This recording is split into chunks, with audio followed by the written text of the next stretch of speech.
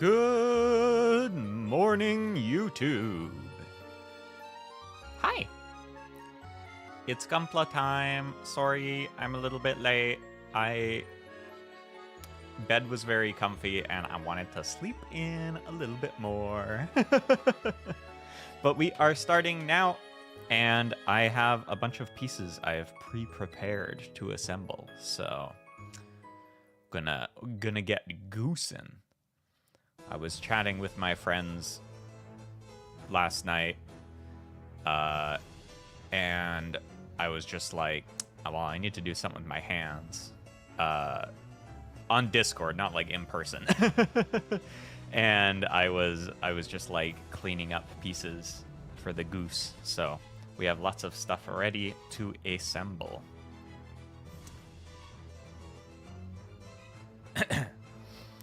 Being in a Discord call with No.A is basically like bad jokes, and then every once in a while you hear squeak, squeak, squeak, squeak from plastic being sanded.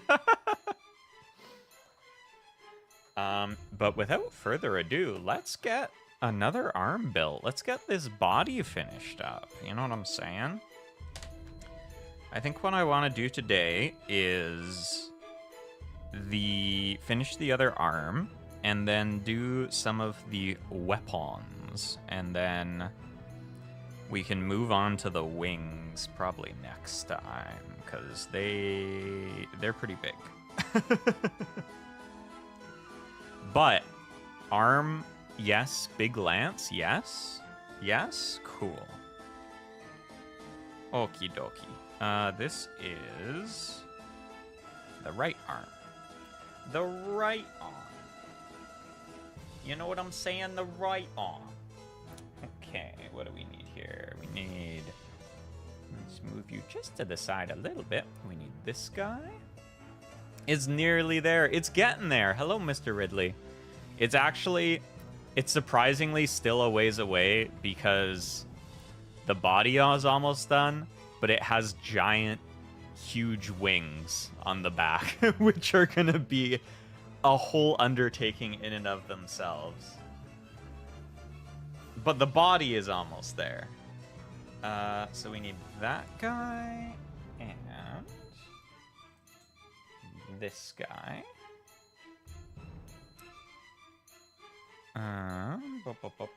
These two. And some polycaps. PC-13. How are you doing? I'm doing great. I'm having that awesome feeling where it's Sunday, but I don't have to work tomorrow. It's the best.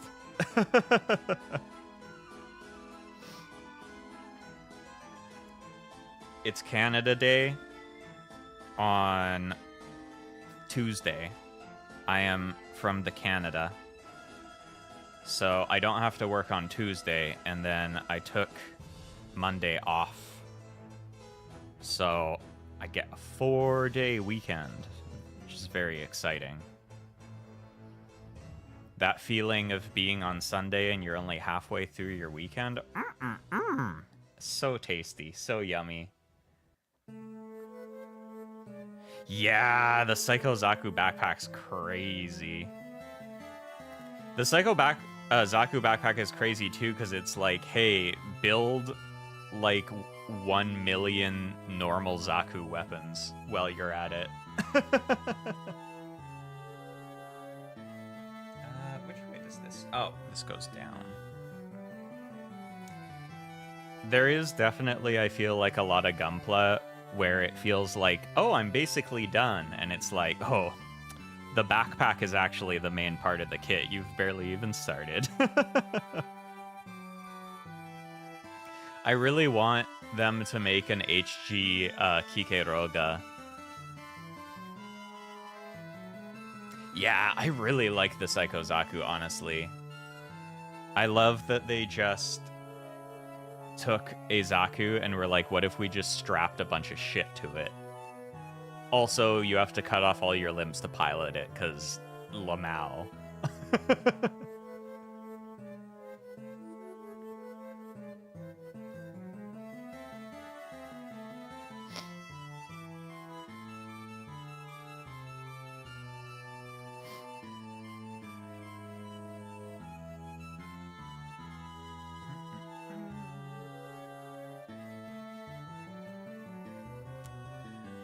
But yeah, I'm really hoping we'll get an HG Kikiroga, which would be funny to build. Build the little stick bug guy that hides in it, and then build his big ass thrusters.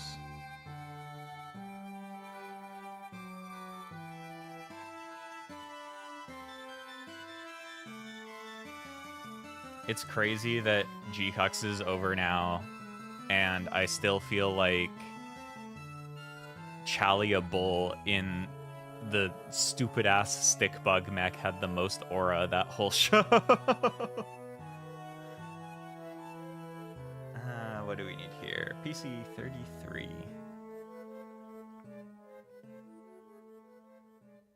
This guy.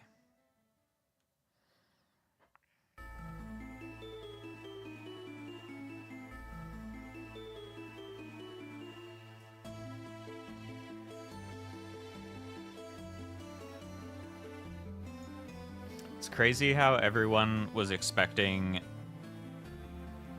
G-Quacks to be Evangelion, but in reality it ended up being Fooly Cooly.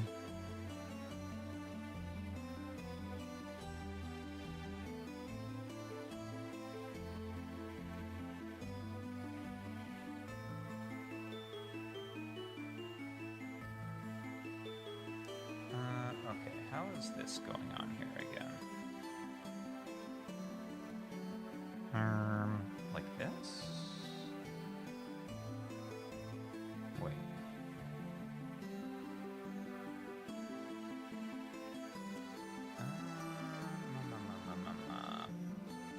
It's kind of complicated. I want to make sure I get it right.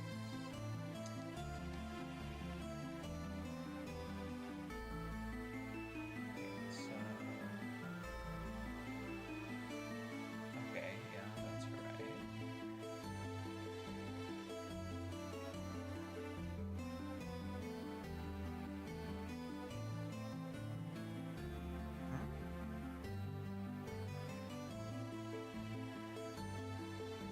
Oh.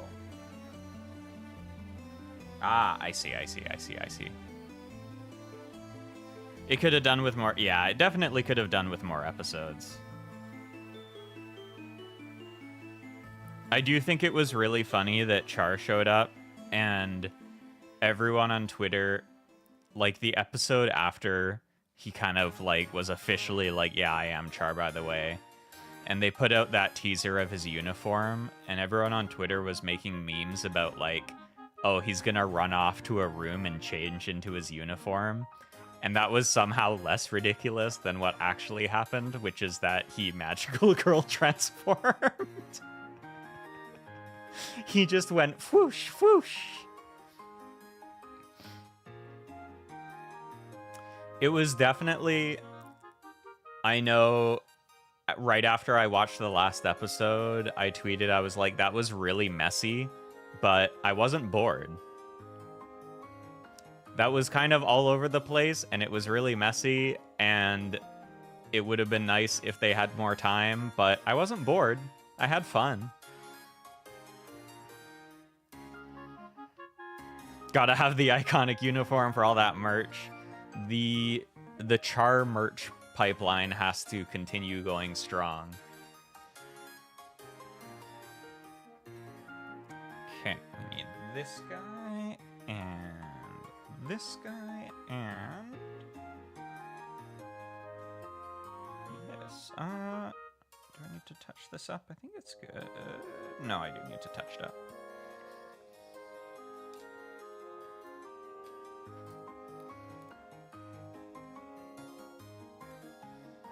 I did like that we got the random, like, Sayla and Rambaral jump scare out of nowhere at the ending.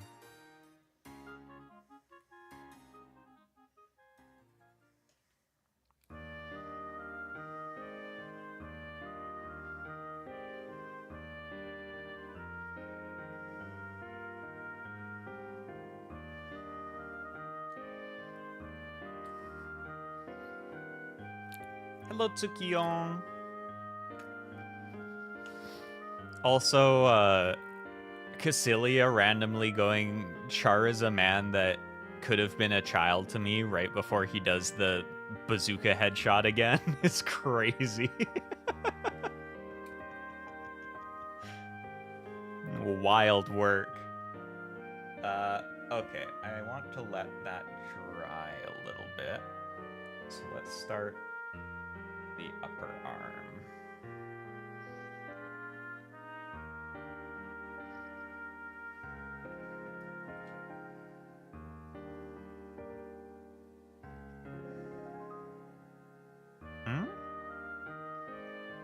Are these actually... eh? Did I use the wrong polycap and something else? Uh-oh, I might have.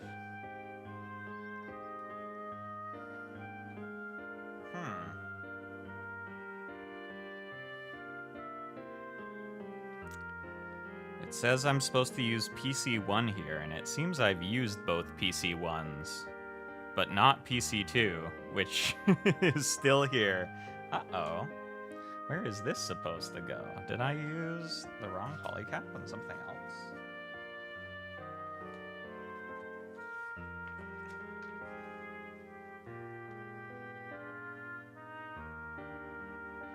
Oh, PC2 is supposed to be for the legs. Okay, so one of the legs has PC1 in it.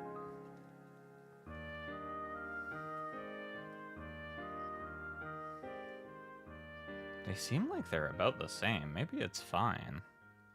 Does this go on here okay?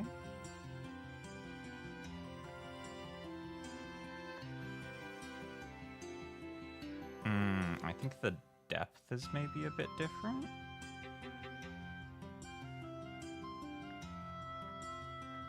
I might have to take apart one of these legs. Uh-oh. I made a fucky wucky.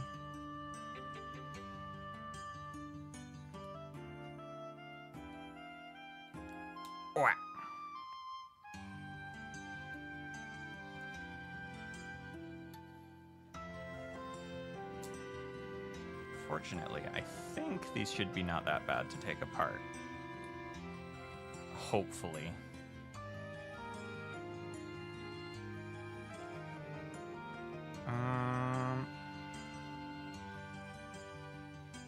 Okay, yeah, I think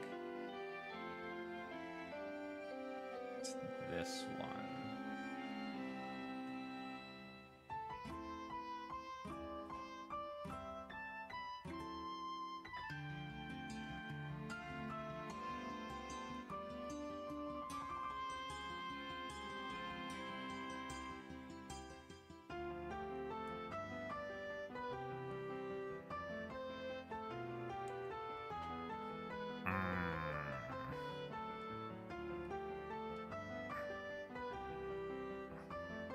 But yeah, I hope y'all have been having a good weekend.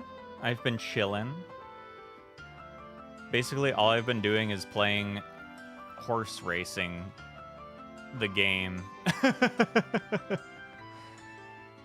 I've been pyoing.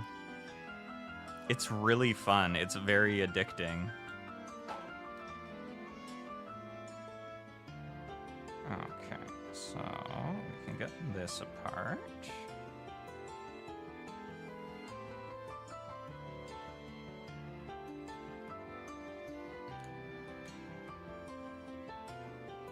Now the hard part is going to be getting this apart.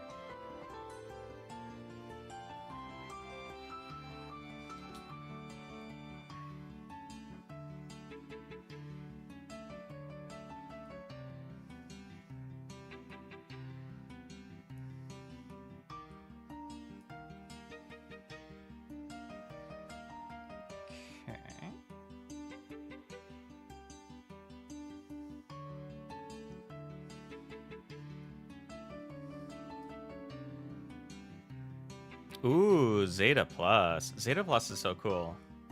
So, fun fact. These two pieces are different. So, I believe we want the shorter one for the arm. And then this one is for the leg. Wait. Yes.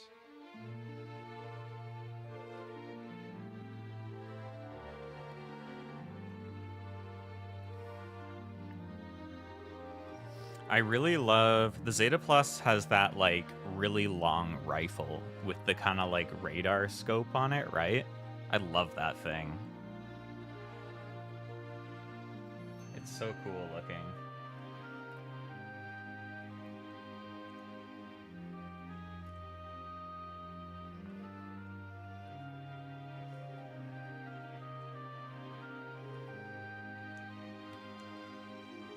Okay, and then put the leg back together.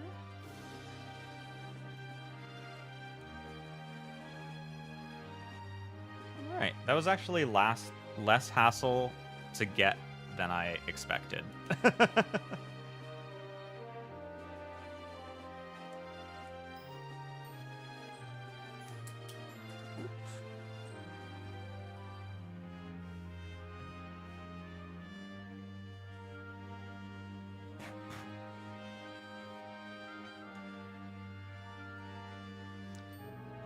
I feel like sometimes once you put certain Gunpla parts together, especially if they're not quite the right parts, getting them, taking them apart again is a challenge, to put it mildly. Like, those fuckers just glue together. It's like how when they build, like, precise mechanical parts for things that have to be in space, they have to add, like, things between pieces of metal or have the pieces of metal be slightly different pieces of metal. Because otherwise, in a vacuum, they'll start fusing together because there's no air molecules in between them. So if they're the exact same piece of metal and they're touching and there's just nothing in between, they'll just be like, well, let's just be one piece of metal now. And that's what it feels like sometimes when you put together two Gunpla pieces and then have to take them apart for some reason. Okay, I'm just gonna put this on here. Hey, that fits so much better. Yay!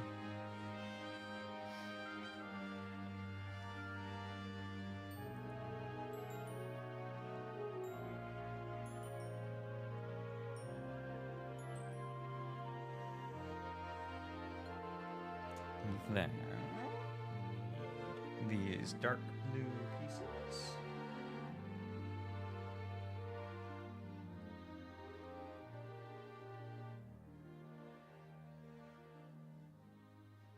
Earth's gravity won't weigh them down exactly. They'll be free. Juni.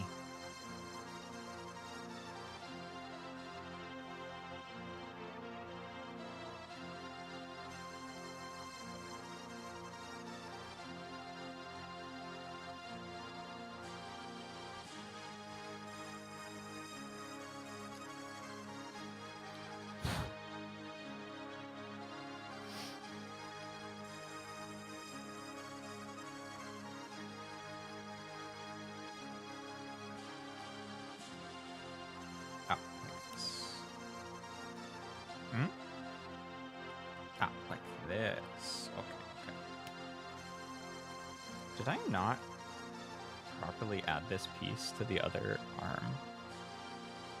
Oh, I did miss that on the other arm. Oh, well, I'll add that later. This little bit. These shoulder balls really remind me of, like, the Sazabi's cockpit ball.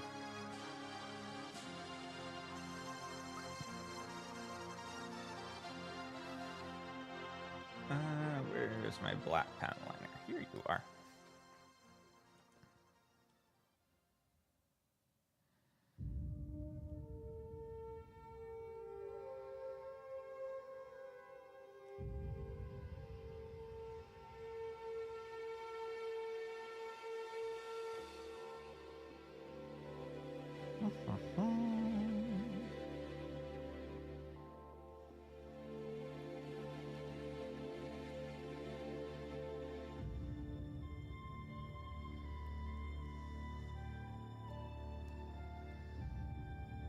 God, the other thing that was cracking me up in the G-Quacks finale was when they showed that shot of all the other alternate timeline mobile suits that Char had, and one of them was the Zuda, which is one of my favorite mobile suits, but like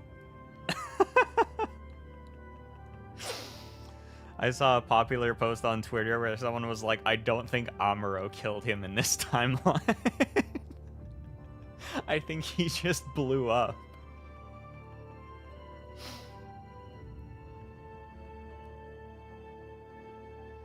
When you combine the I'll push every mobile suit past its limits pilot with the if you push this mobile suit past its limits, it will explode mobile suit. Match made in heaven.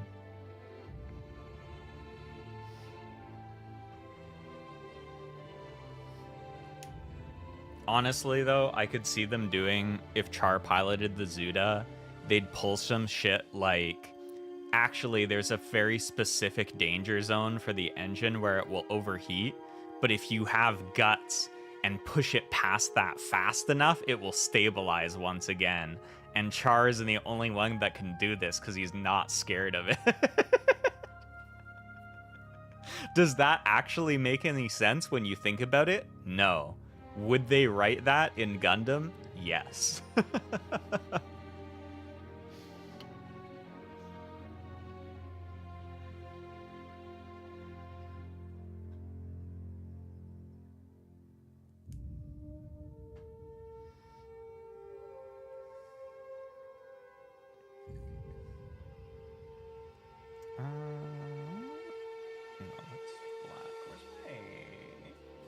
Here it is.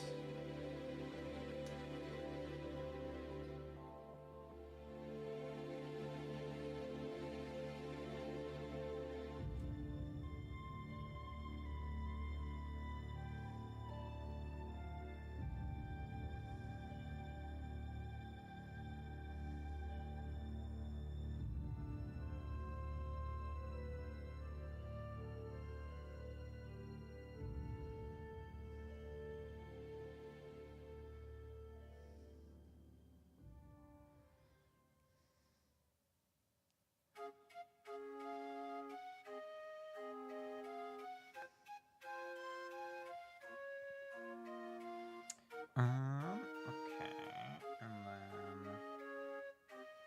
this guy is going to be down here, and that gold ring we painted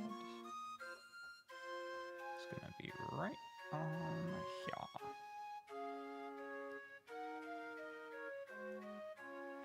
There we are.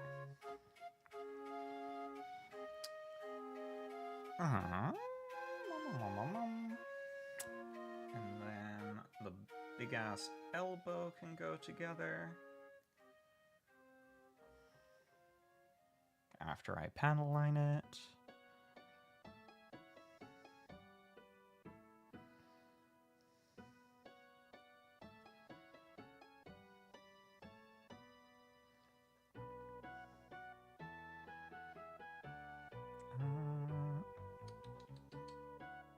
Which way is this? This way? No, this way? And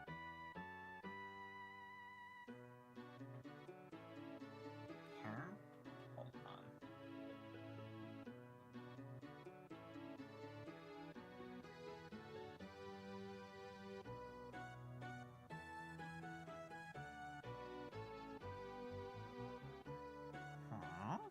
Oh, this is probably upside down.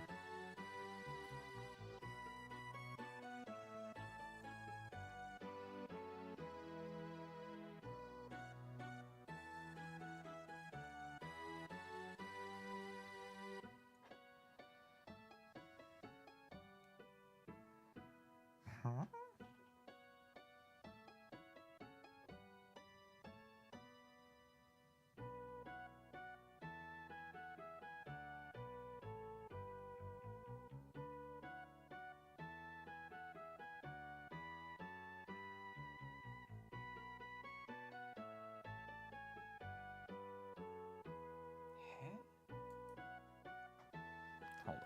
look at the other arm.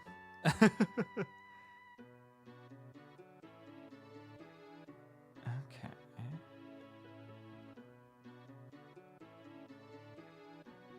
Oh, I see.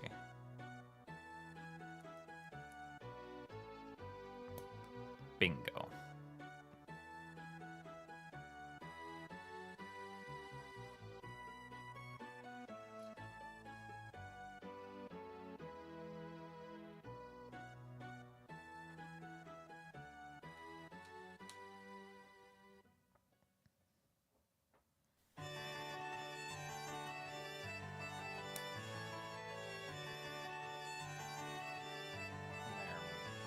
And then this guy up top. And there's our big chunky ass elbow. Man, I love the Tallgeese, but like the one thing that bugs me about the Tallgeese is the way that its arms cannot go straight because its elbows are so fucking big.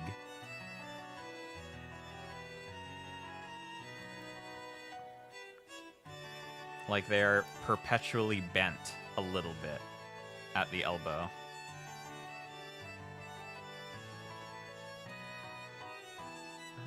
C26. This guy.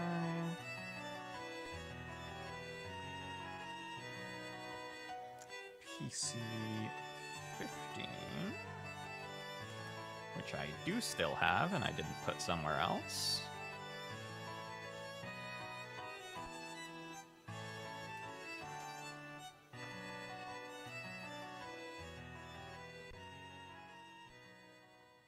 Boop, boop, boop.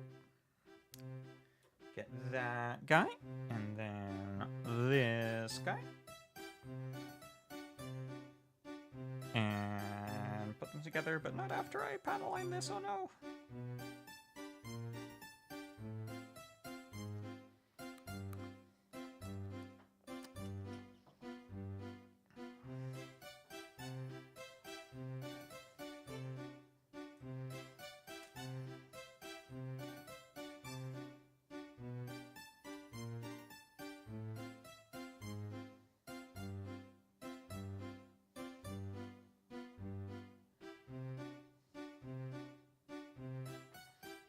This marker's kind of dead. Be gone.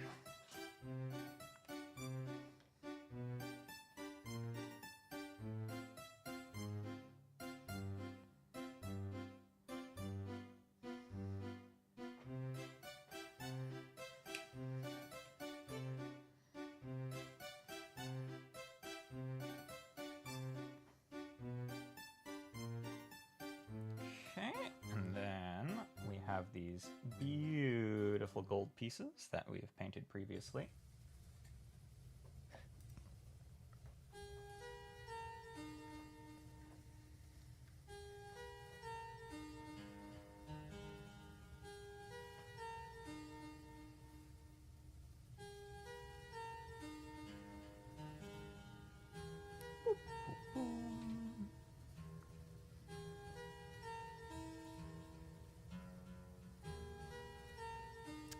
Put a cute little poly cap in there.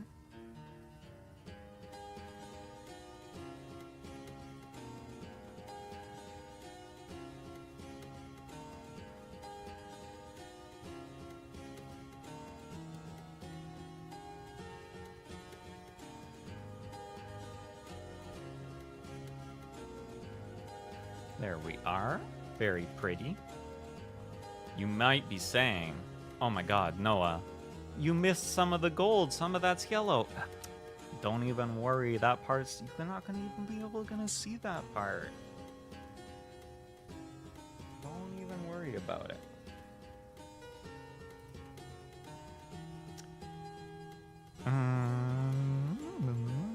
Wait, what's this going on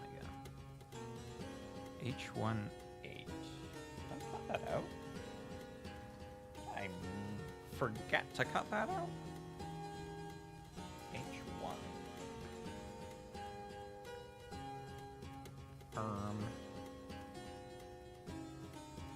Yeah, I did not cut that out. Okay. Time to go cut out that piece. Where is it? What's H1 again? White.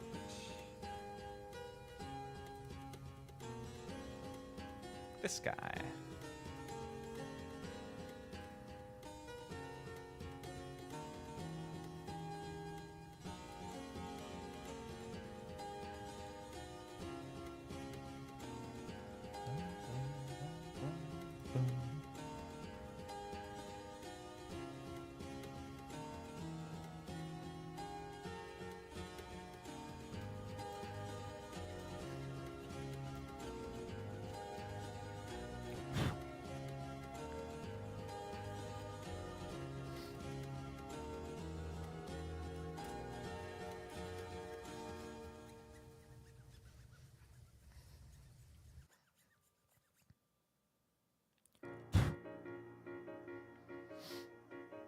Don't know if anyone has been Steam summer sailing at all. I feel like I'm at the point now where I have enough of a backlog of games that I still haven't played and I want to play at some point, that when like the big Steam sales happen, I'm like, man, I'm not even that tempted to pick stuff up because I already have so much stuff I need to play.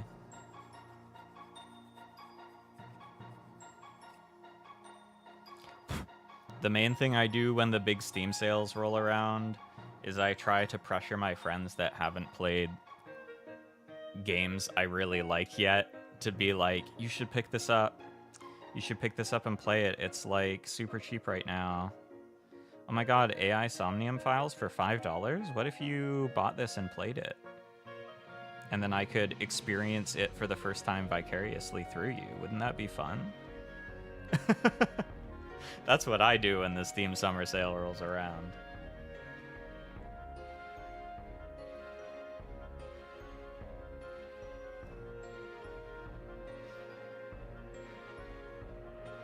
Okay, so that guy in there.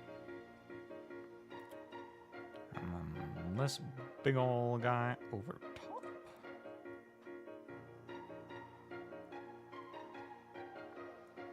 Beautiful.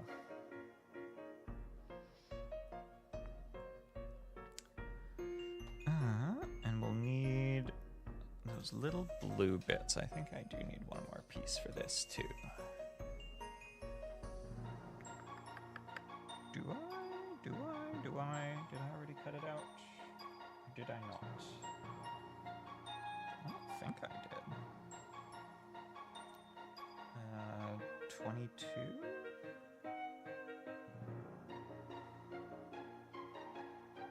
Ah, there it is.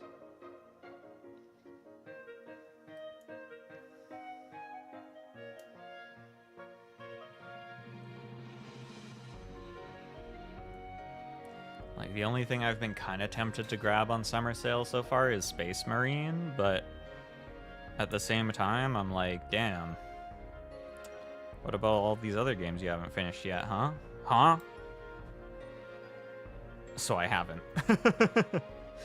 I've also been trying to pressure people to play Trails, but with Sky Remake coming out later this year, I feel like it's like, maybe they should just wait for that at this point if they want to jump in.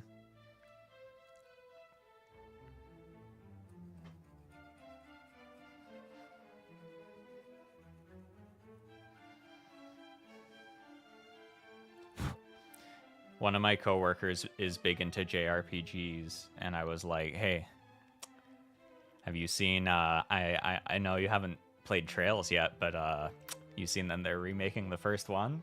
Good spot to jump in. Looks really good. So I'm gonna see if I can get him addicted to Trails like me.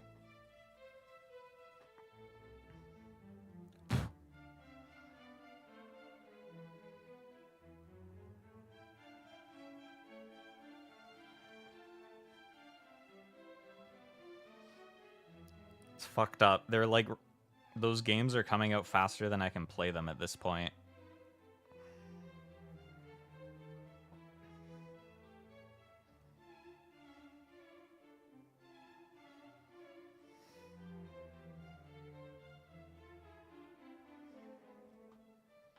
Okay, so these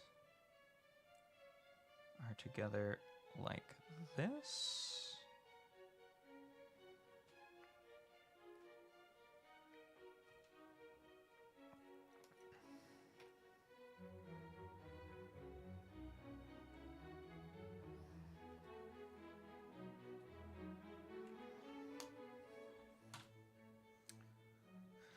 And then slot into here.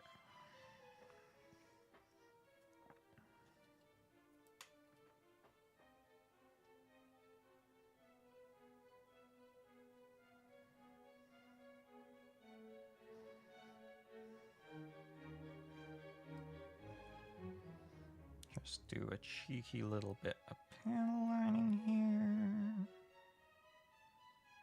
Just a cheeky little bit of panel lining. There we are. And then these can go together.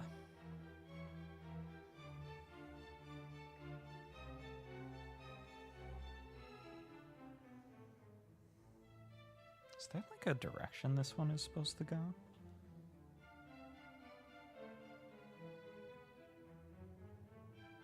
Just as long as that's down.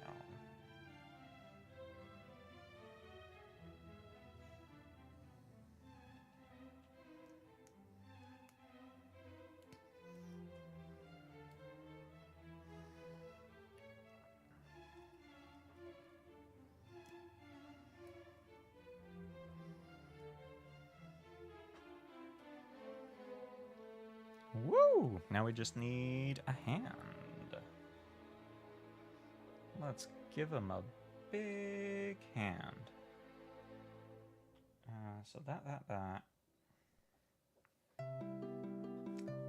I cut out some other fingers, but maybe I did not.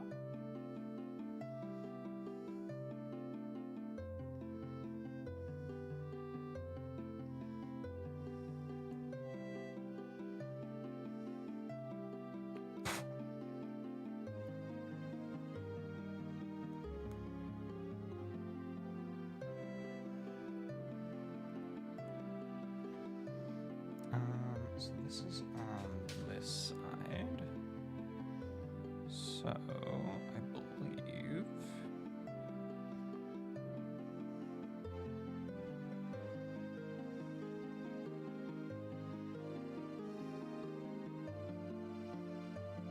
it should be these ones.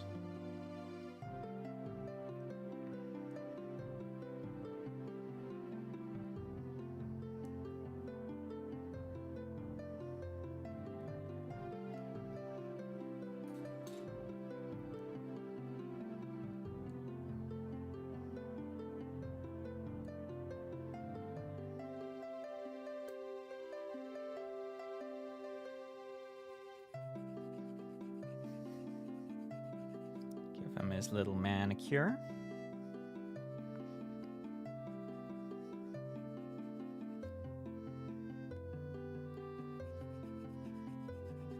I was about to say they should make a mobile suit that has nice nails, but then I remembered that the Barbados exists.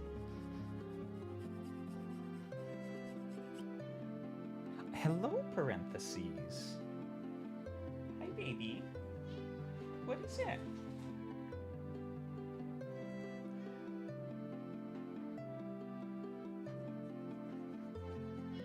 Would you like to come and hang out while I build stuff?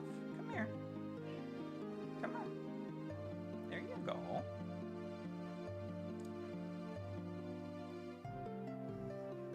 The cat is here.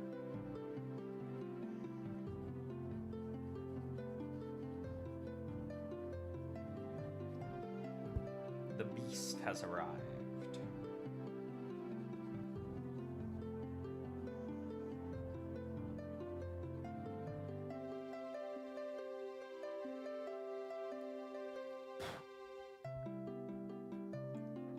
The beast of possibility. If the possibility is the possibility that my Gunpla pieces will get pushed onto the floor off the desk.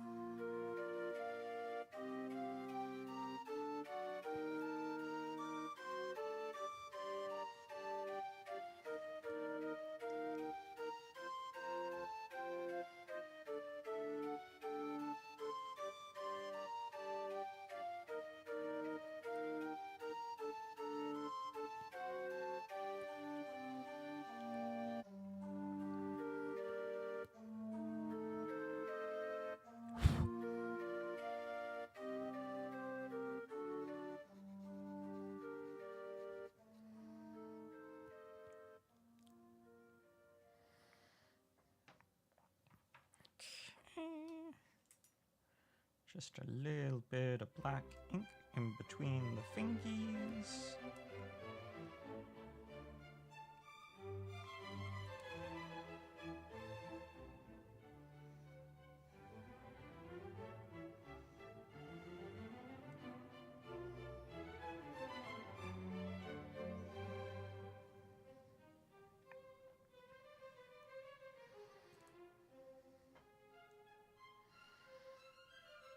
There's a hand.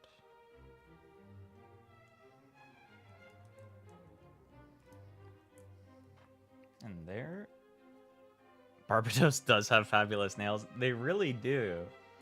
As I was sanding the nails on this kit, I was thinking, like, if another mobile suit had, like, nice nails, you could really, like, paint them and make them pretty. And then I was like, oh, right. It's Barbados.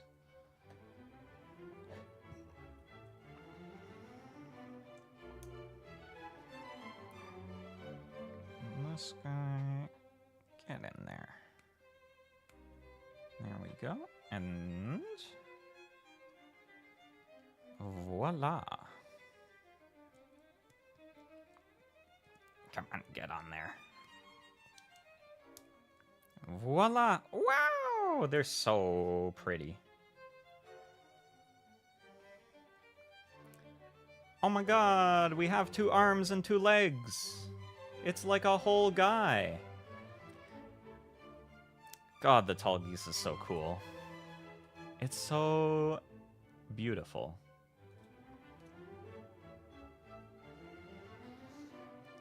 Yeah, absolutely. I've got a MG Vidar. Actually, due to complications, I have 2 MG Vidars in my backlog.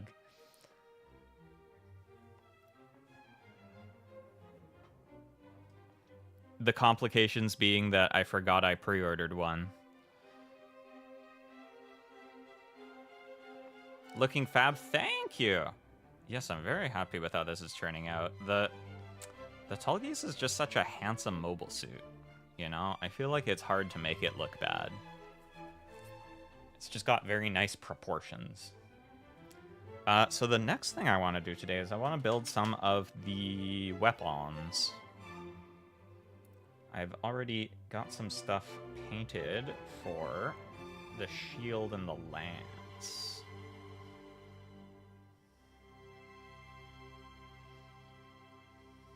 Oh, actually, speaking of the shield, I need to touch that up.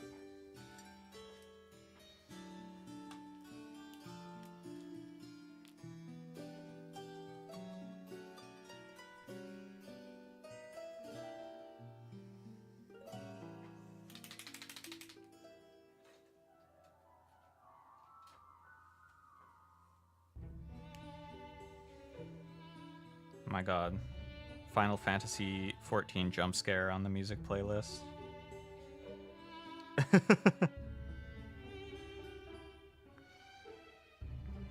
whenever I'm listening to a music playlist and FF14 music comes on, I'm like, where have I heard this? I feel like I've heard this thousands of times. And then it's like, oh, right, it's a dungeon theme from FF.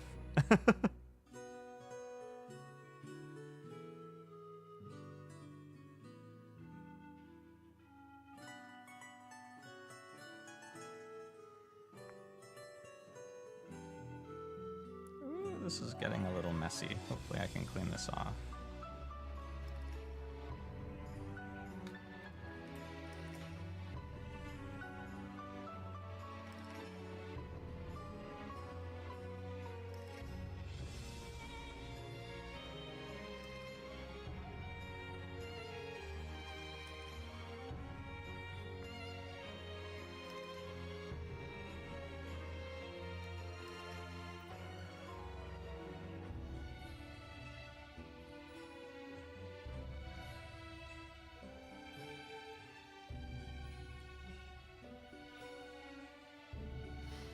Just doing some little silver detailing on the missile hatches in the shield. Or at least I think these are for missiles in the Tallgeese's shield. These guys. That's what they look like. I must go, but looking great. Nice work. Hope the rest of the build goes well. See you next time. Good luck with your build too. Bye! Have a great rest of your Sunday.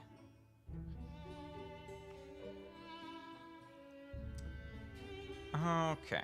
Okay, I was getting distracted by the shield. Do I do the shield now? Maybe I do the shield now.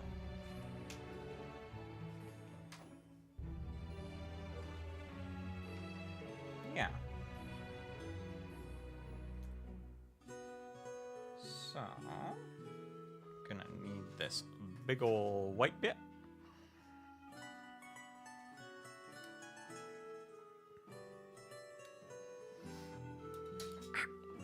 I feel like the shield is like the thing that looks the most bare without any decals on it. Without that big old logo, it looks very plain.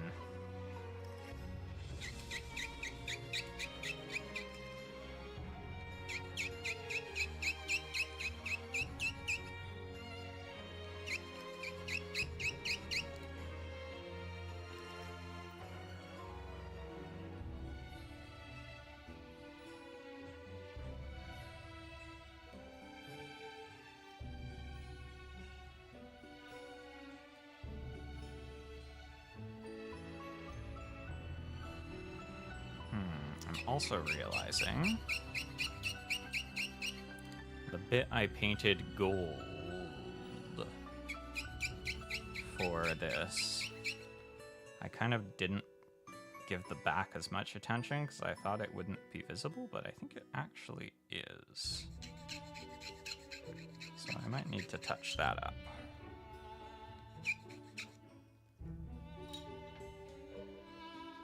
This. See? Front, very nice.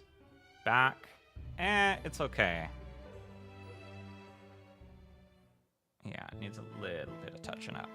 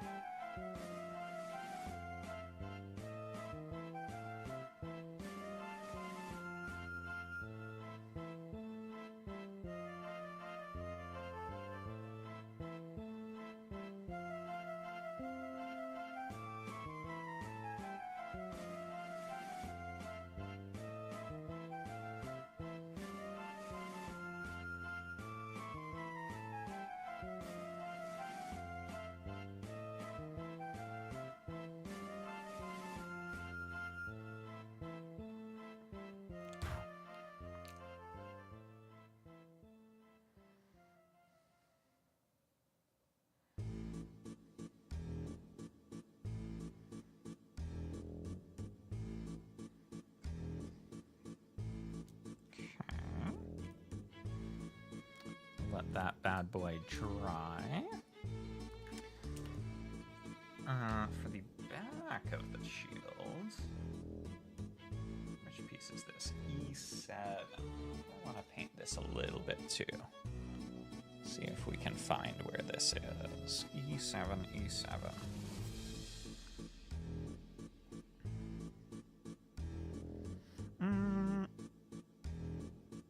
Do I? Don't I?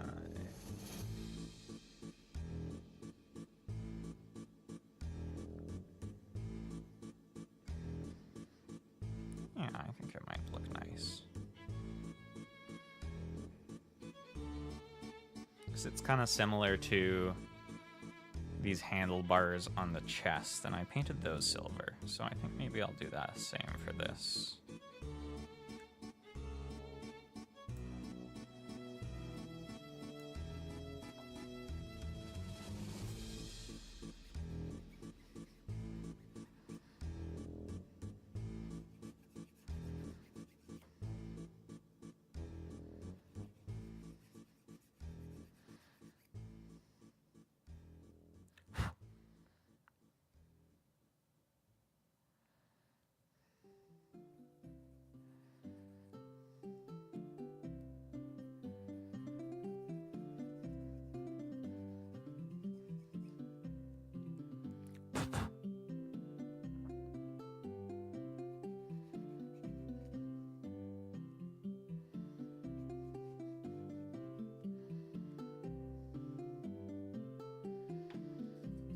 Little alligator clip for this.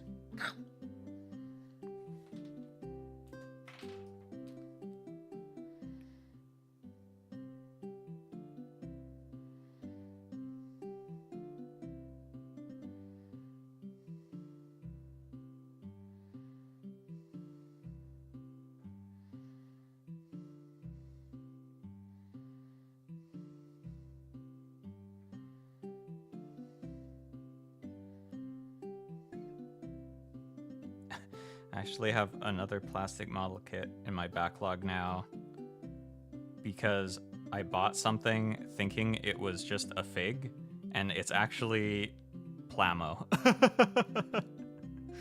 So next PlaMorning vote will be interesting. I have a new different thing. Oh, that's gonna be tricky. I'll probably need to use a brush for that.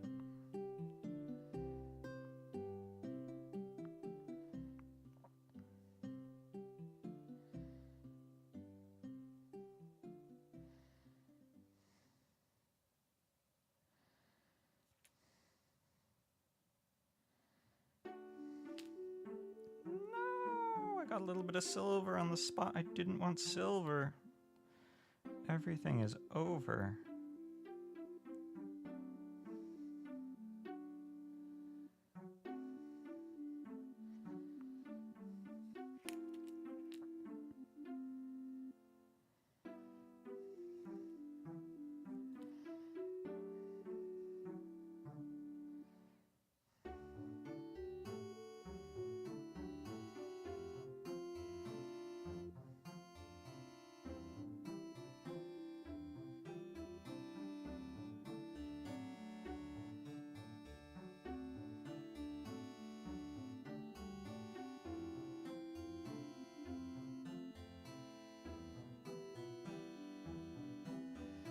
Okay, and then I'll get my little brush.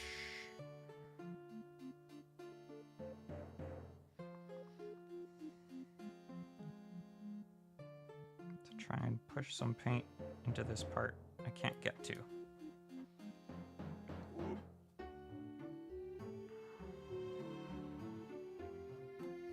Almost painted my shorts.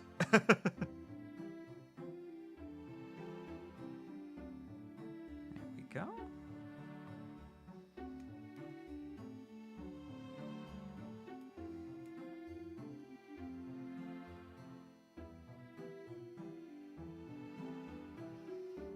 There we are. Little handlebar for our shield. I think that looks good doing that silver, actually. Makes it pop a little bit. Oh shit, I did paint my shorts. Just a second. I like squeezed out excess paint from the pen, and just a moment, I will be back. I need to not make my shorts silver.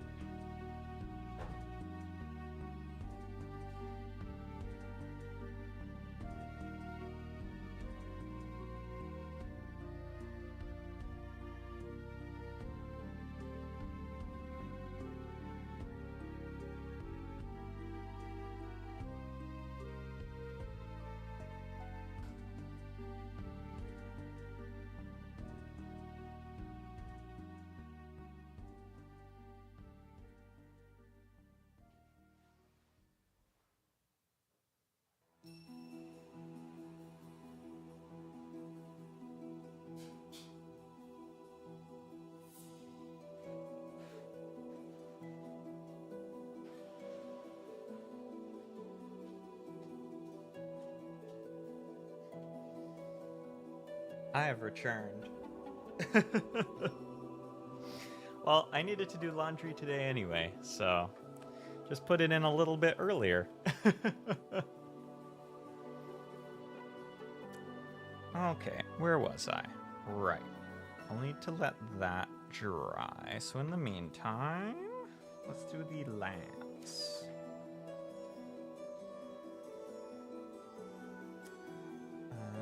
XD5. This guy.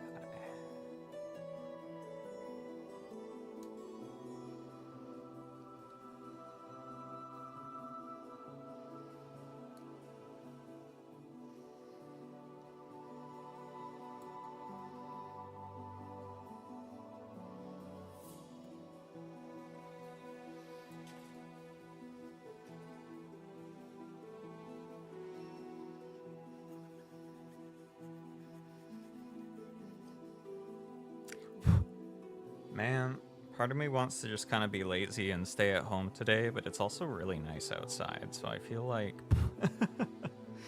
I should go somewhere at least. Be a nice day to barbecue something. Maybe I'll walk out to a butcher or something. Pick up some stuff to BBQ.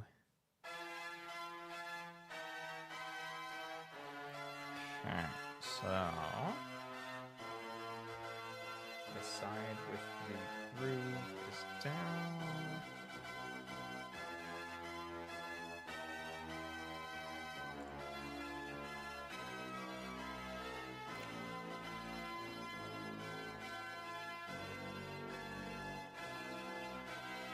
this lance is so cool. Oh, I have to sand it a bit more. How many stream on building this mecha? This, for the Tallgeese specifically, this might be like 4 or 5. I'm trying to think which build I've done on stream has been the longest. Probably the Zeta?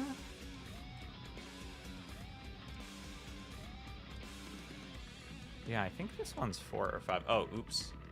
Hold on. My playlist auto-completed. Let's...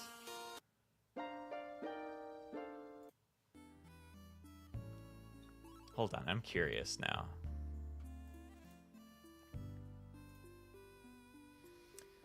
One, 2, 3, 4. Okay, this is the 4th Tallgeese stream. 1, 2, 3, 4. Yeah. Kshatriya probably took a while too. 1, 2, 3, 4, 5. Yeah, Kshatriya was 5. No, Kshatriya was 6 streams. Oh, Heavy Arms might be 1, 2, 3, 4, 5, 6, 7. Oh, Heavy Arms was 7. 1, 2, 3, 4, 5, 6, 7, 8. Oh, Xiong was 8. Okay, Xiong's winning. 1, 2, 3, 4, 5, 6, 7, 8, 9. Okay, yeah. The Zeta Verka was 9 streams to build, and I don't think anything's beating that. That one was a lot.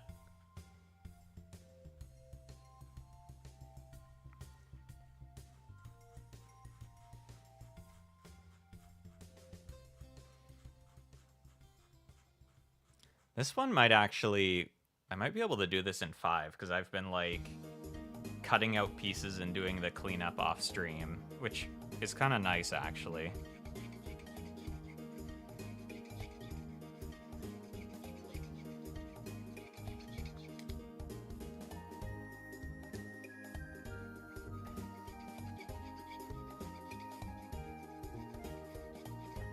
Lets me make more progress on stream if I do my prep work beforehand.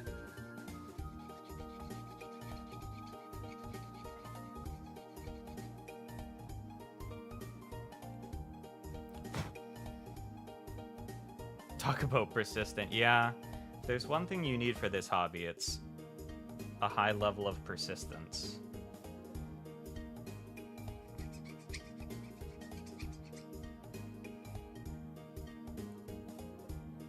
It's definitely not well suited for if you're impatient.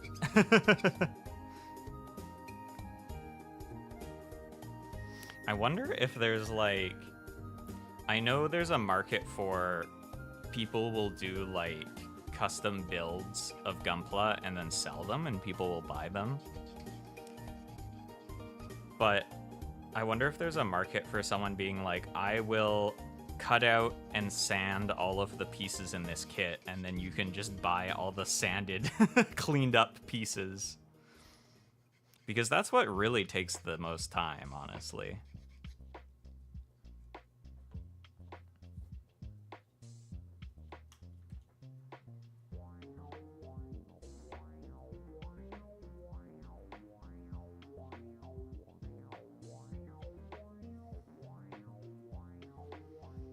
Like being a master chef and having a sous chef that just does all your ingredient prep for you.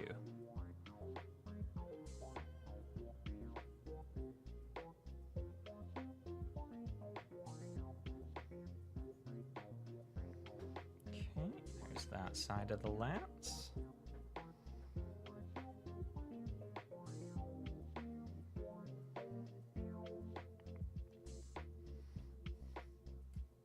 I've still never built a perfect grade kit either, which are like the really, really fancy ones. I did, before I started streaming though, I built the Sazabi Verka, and that took me probably like a year.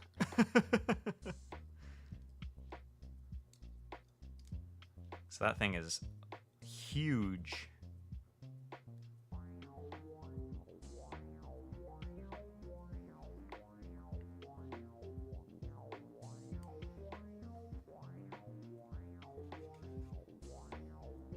All right, there is our lance. Speaking of things that are ginormous, there's a big ass lance.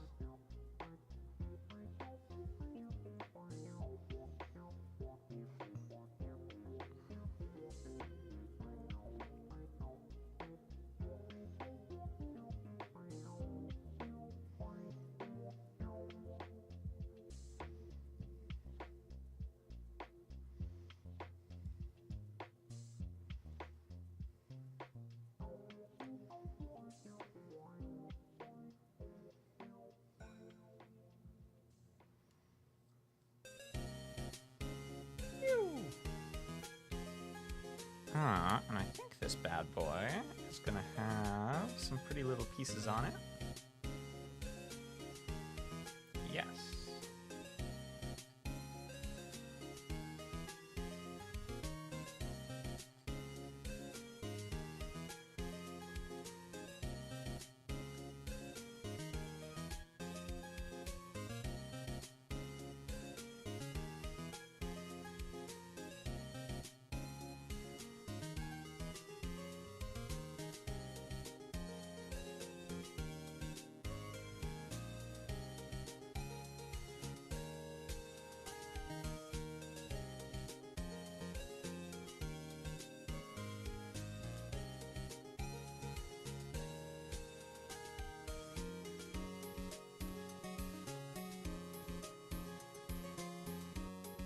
I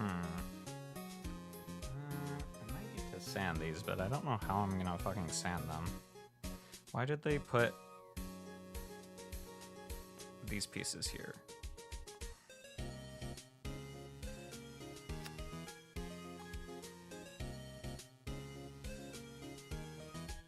My other snippers can get in there better.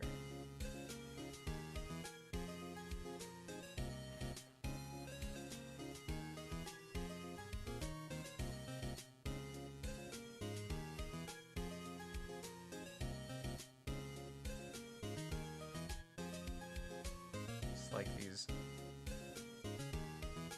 little bits of plastic on the insides of these rings.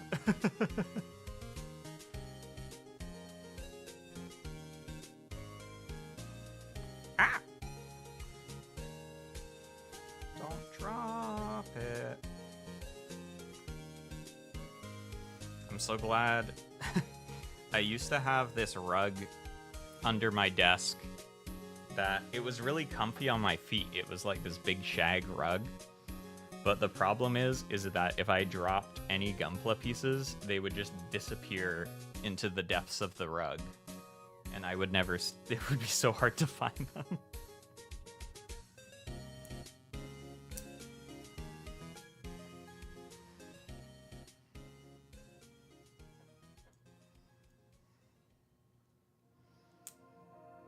A lot of my old Gunpla streams is just like, you can vaguely hear me talking under the desk as I search for the pieces I dropped. There, that works. There's our gold rings for the lance. Oh, those look so good being gold. I'm so glad I decided to paint the yellow pieces gold. It looks so much better.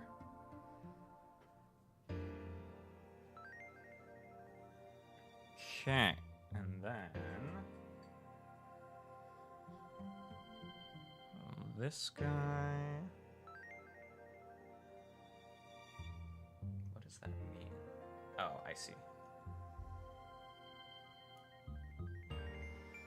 Down here.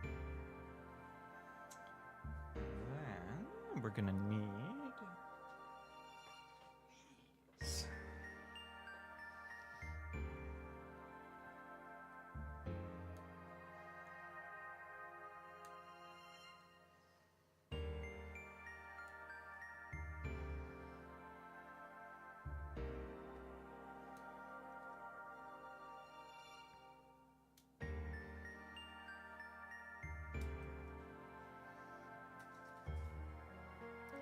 Hobby's tabletop, all those small tokens, easy to lose. Yeah.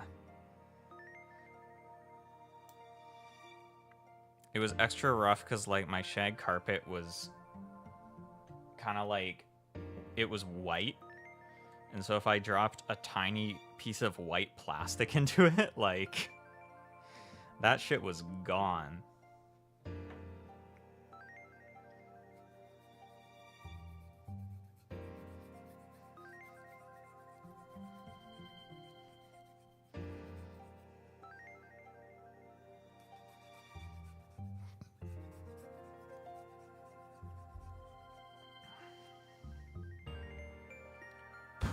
Do you do like D&D tabletop or like Warhammer tabletop? Or board game tabletop? I guess there's lots of things on the table.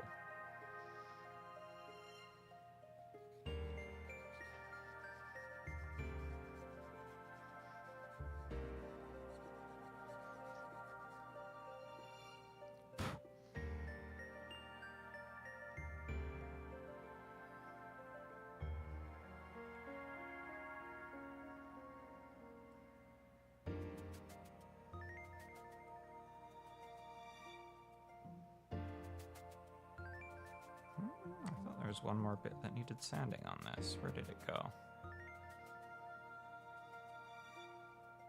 What? Oh, here it is.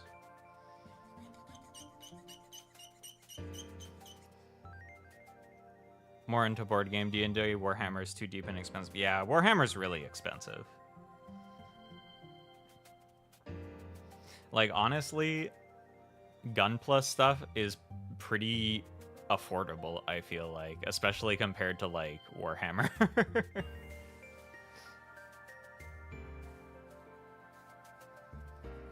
D&D is cheap, though. It's just complicated, and you have to herd cats to get everyone to meet up on the same time.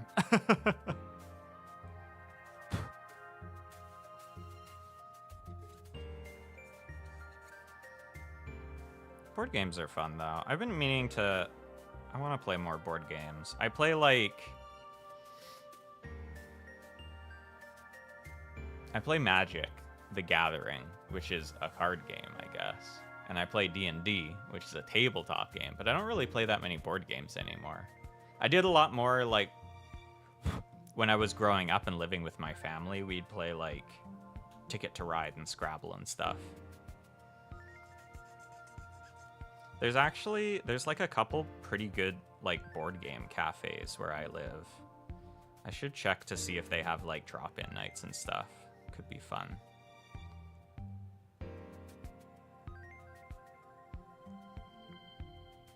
Because there's definitely, like, a lot of cool board games out there now.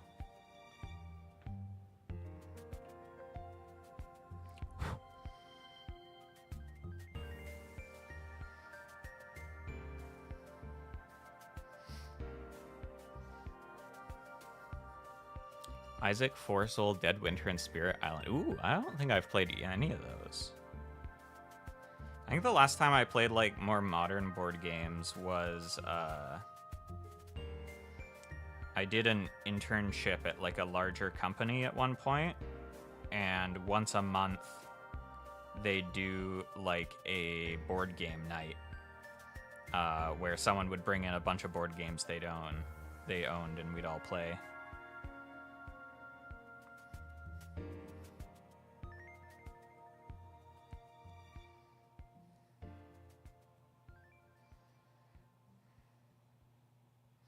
I really like, I enjoy hidden role games a lot, because I think lying is fun.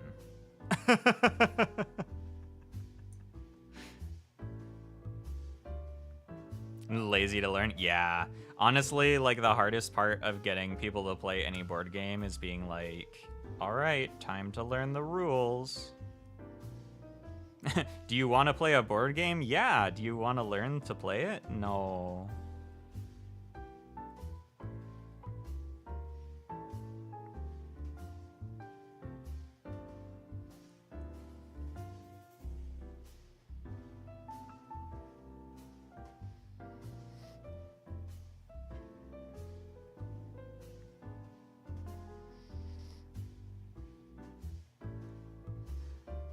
I'm trying to get a friend into playing Magic right now, and they're like, is it hard to learn, though? And I'm like, you used to play Yu-Gi-Oh! It is not nearly as bad as Yu-Gi-Oh!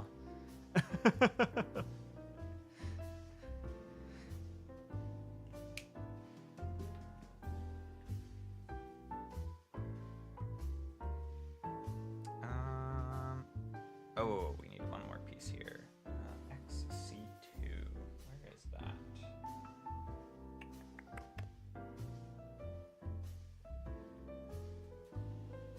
That's XC1.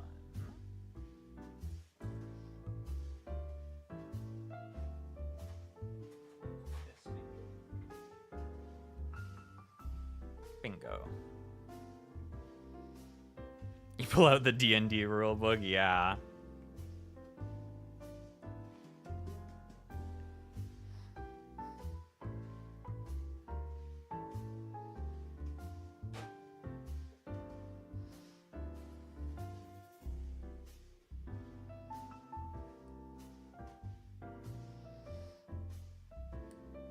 D&D is crazy too, like I've been playing D&D, I've been like DMing for like years and years, and still I feel like at least like once every few sessions something will come up where someone's like, how does that work? And I'm like, you know what, I don't know, let me Google something really quick. Either I say I'll Google it, or I'll say let's just have it work this way because that's more fun. The nice thing about D&D is if you're playing with a good group, the rules are more like guidelines, and you can kind of bend them a little bit if something would be cooler or more fun if it happened in a way that was a little different than the rules. But you definitely need a good group to do that with. Like if you have certain types of players, they'll be like, wow, if we can bend the rules, what if I'm allowed to do this? And it's like, oh, that's what the rules are there for. It's to stop this from becoming anarchy.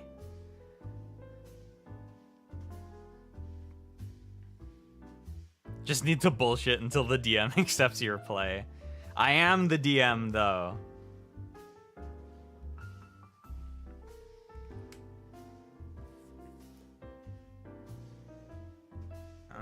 Okay, which way does this go? The side with the groove goes out.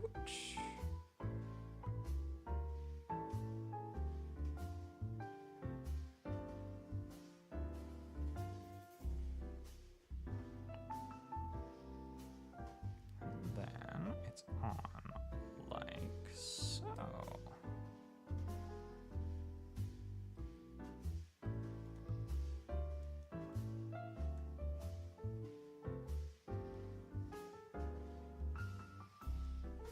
Oh man, that is beautiful. Oh, are these supposed to be on both sides?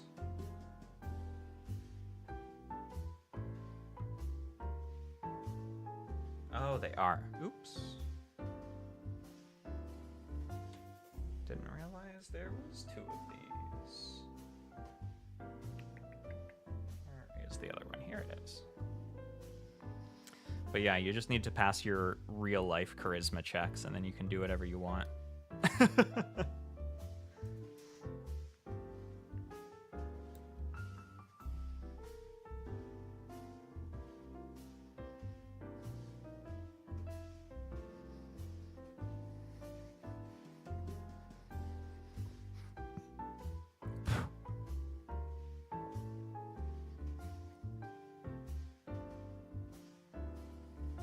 Honestly, the trick to getting the DM to let you do whatever you want is just make part of your reason like some obscure lore they dropped, and they'll be so like, oh my god, you paid attention while I was telling you about the lore? Oh my god, you paid attention to my lore? And they'll be so happy they'll let you do whatever you want.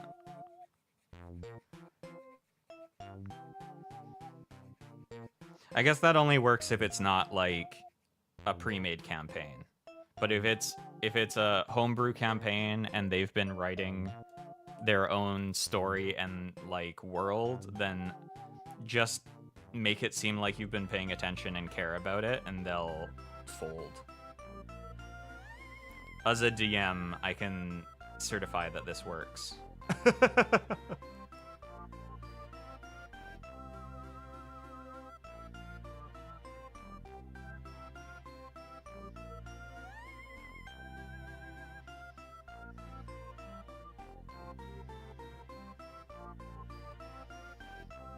And yeah, also, and then don't roll a 1.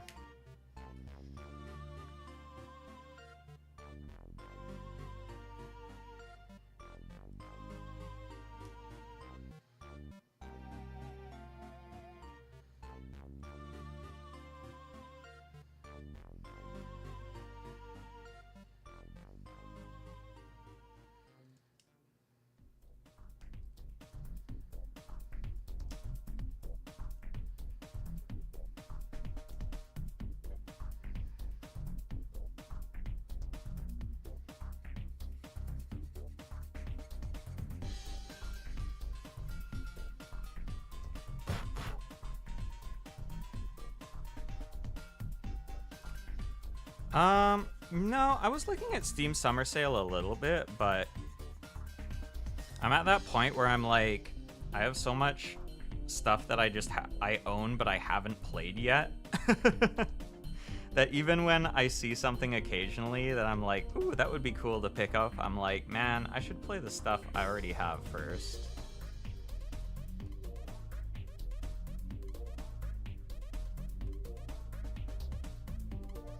The main thing I do when Steam Summer Sale comes around is I try to get my friends into games that I like that they haven't played yet. I'll be like, oh my god, did you see that AI the Somnium Files is only like $5? You should pick it up. Hint, hint, nudge, nudge. Oh my god, the entire Trails series is super on sale. What if you started playing Trails? Hint, hint, hint, hint, hint.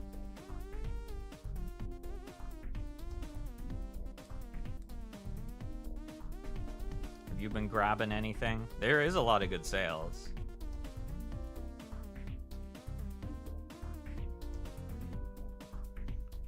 Okay.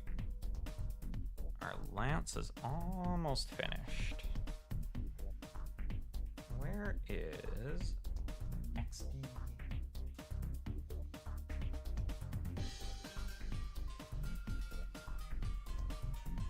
That's normality. Oh, here's XD. Make them buy and just play it once. Yeah, that's the trouble with like multiplayer games. For me, it's like single player games that I really liked that I think they'd also like, and then I'm like, man, this game was so amazing to play for the first time, and I can't do it again.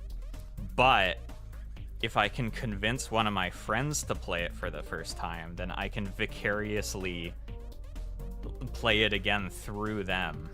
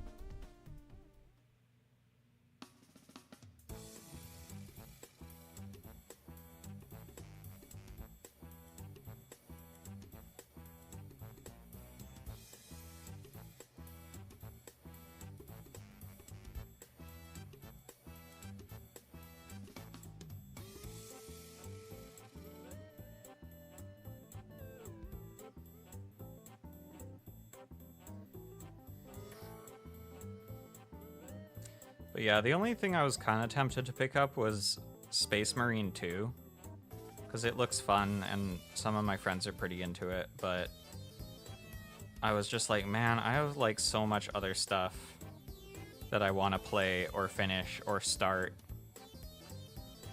And not enough time. I can't add even more.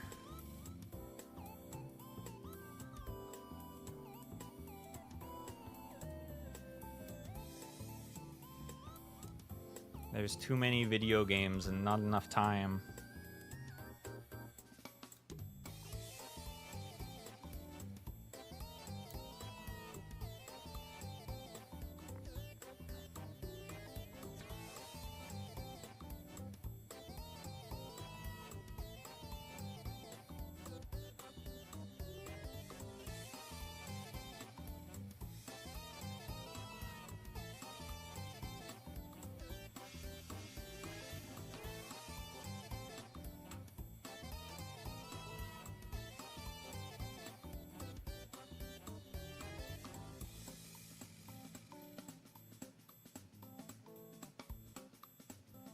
I did get one of my friends to play 1000X Resist not that long ago, and that made me really happy. That game is so good.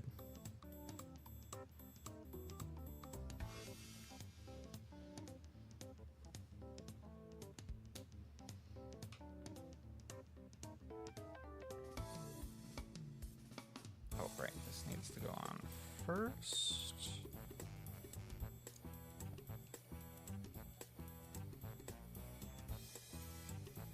Then this. Yippee! Our lance is complete. Wow. Very pretty. And then it's even got little side handles. Woo-woo. All right. I think all the bits I cut out for the shield should be dry now. So we can slap that bad boy together.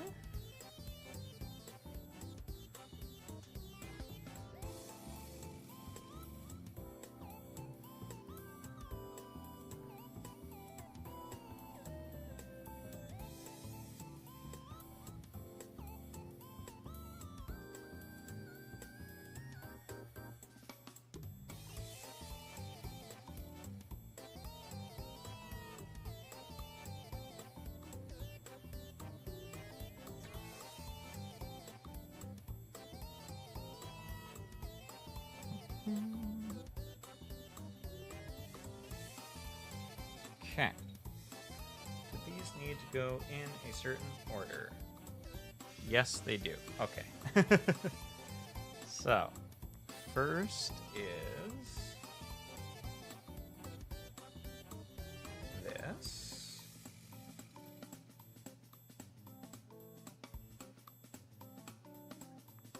Like so. And then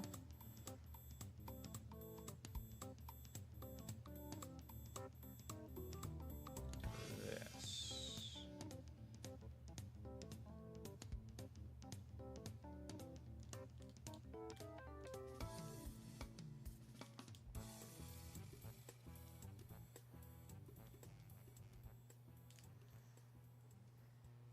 Ooh, actually, I want to put a little bit of silver in there.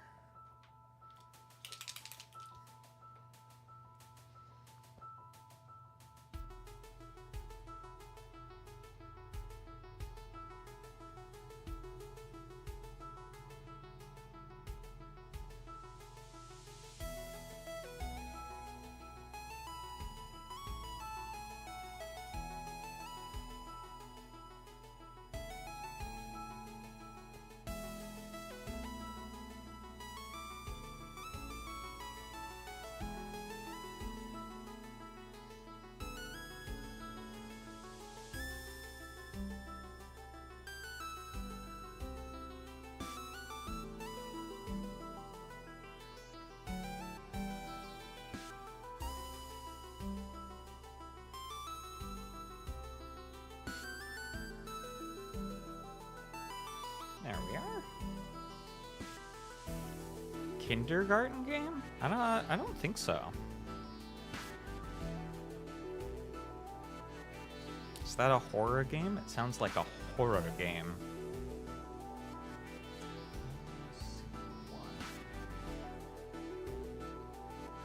C1 here. Dark comedy and puzzle. Oh, I do like dark comedy and puzzles. Maybe I'll check that out. I've been really meaning to check out Blueprints, because I've heard a lot of people saying good things about it. And I've been purposely avoiding watching people stream it.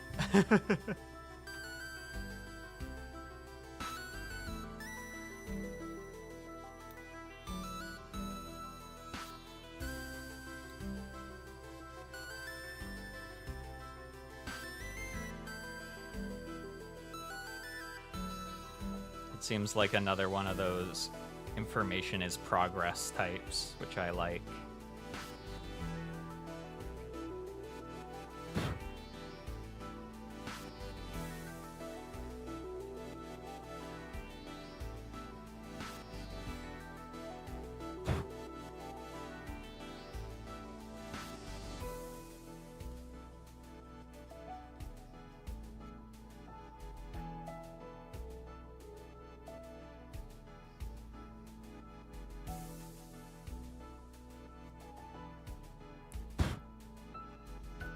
Okay, so the other thing we actually need for the shield is the beam saber handles, because they nicely stick into the back of the shield.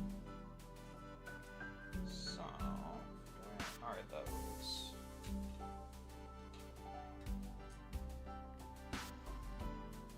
Yeah, I've heard it gets, like, pretty complex.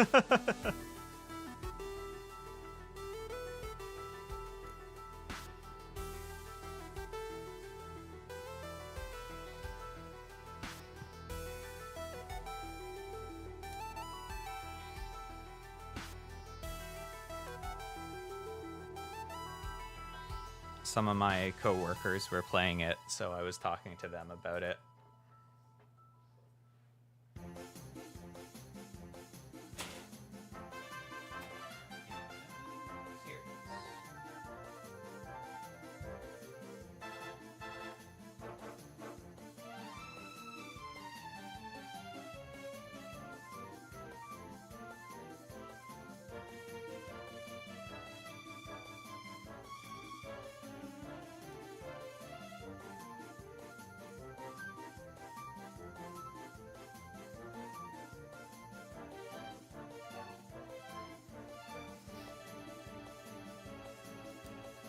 I do like puzzles where you have to kind of figure out what they want you to do, but there is a certain horror in a puzzle game where you understand what they want from you, but it's just still really hard, and you're like, oh no.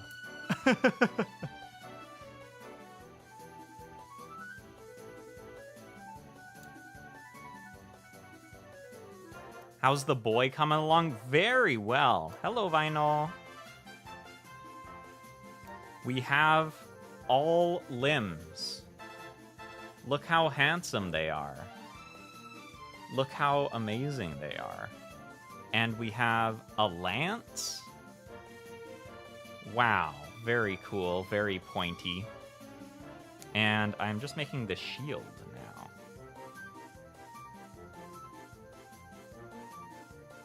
We were talking about puzzle game trauma.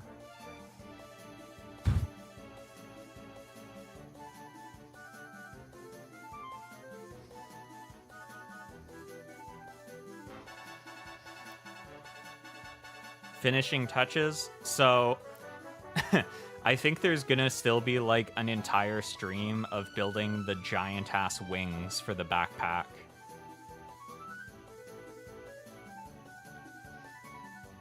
I think actually the real puzzle trauma in games, now that I think about it, for me, it doesn't come from a game that is a puzzle game, because I knew what I was getting into.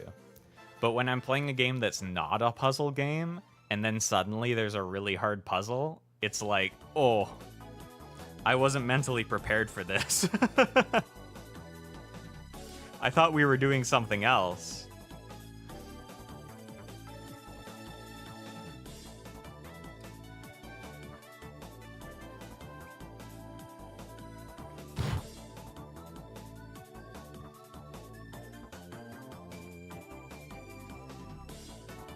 Exactly, it's like a pop quiz.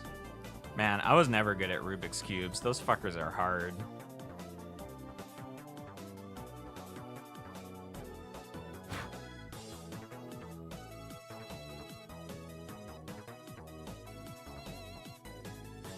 Adult beats a kid with a mop. That's not allowed. In 2025? You're not allowed to do that.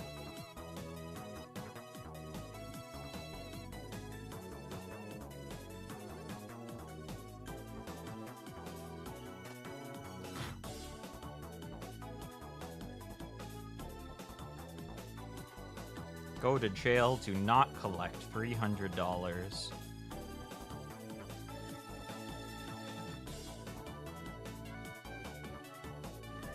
You ever think about how in Monopoly, when you go to jail, you don't get like your pitiful salary, but you still get to make shitloads of money from all the property you own? This really says a lot about society, doesn't it? It was still hip and cool. Yeah, oh no, in 2024, yeah, it was still awesome.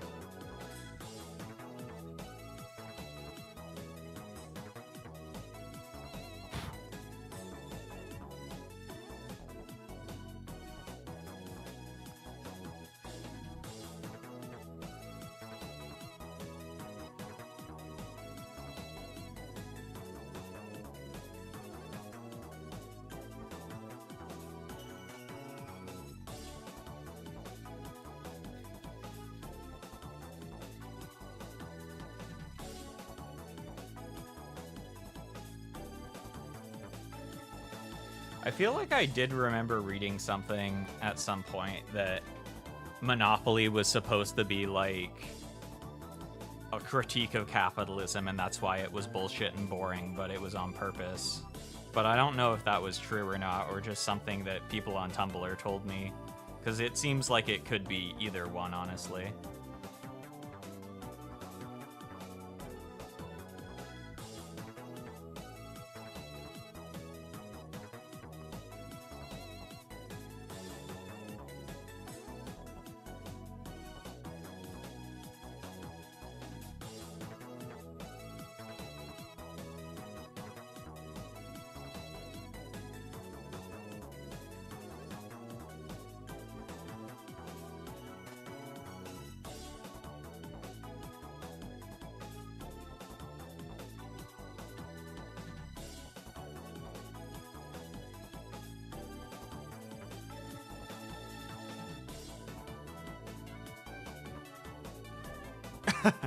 That makes me think of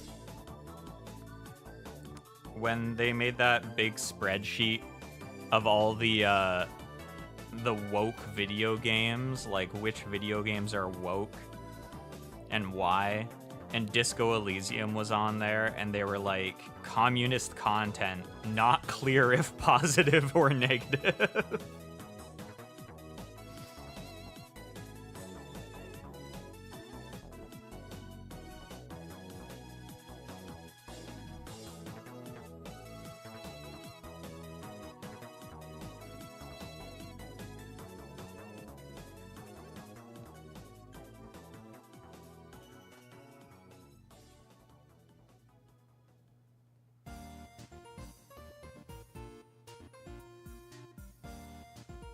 It's like, they talk about communism a lot in this game, but they seem to kind of hate it. And it's like, yeah, that's because they're communists.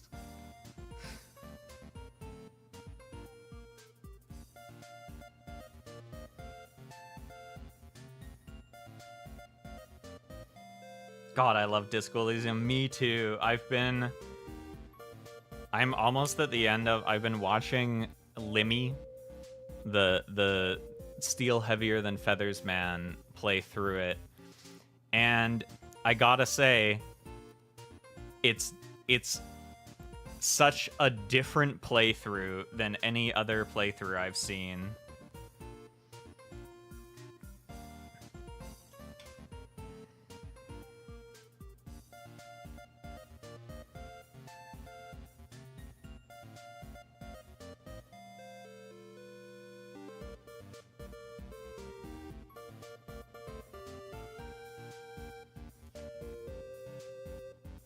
You need a lot of knowledge. You don't really need... I guess having some, like, political understanding is useful, but honestly, it's like its own world, too. It's really... It's a little bit more like reading a book. But it's a really good game.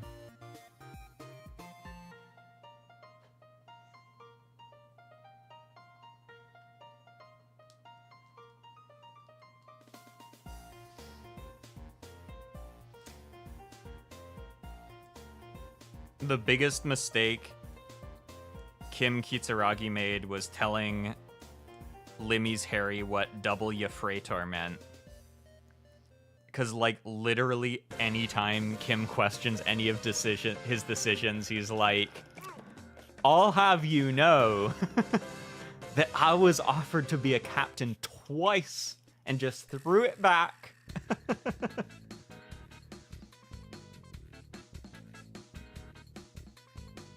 Okay, so these are gonna plug in here.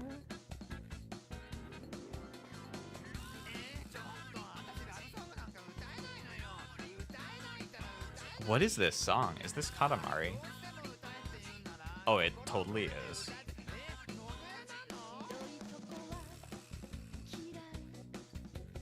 Okay, and then the handle is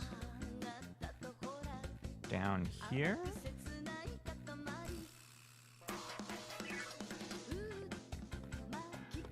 There we go. Oh, that's beautiful. Check out that shield. Wow. Wow. This really, I feel like the shield more than anything else feels kind of bare until you put the decals on it. Because it's got like the cool crest and emblem that goes here.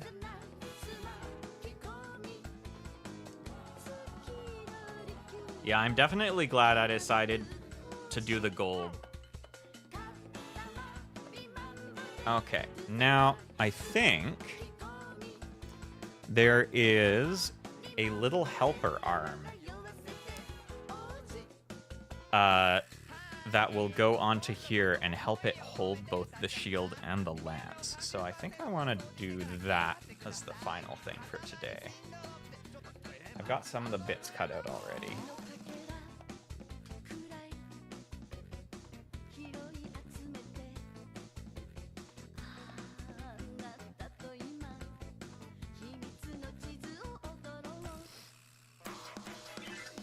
Yeah, Disco Elysium's really good, and it's good because, like, it's a beautiful story, and there's a lot of, like, cool things to think about in it and stuff, but I think the thing that a lot of people gloss over when they're gassing it up, too, is that it's also just really funny. Like, that's definitely a plus of Disco that I think doesn't get talked about as much as it maybe should sometimes, is that it's just really funny.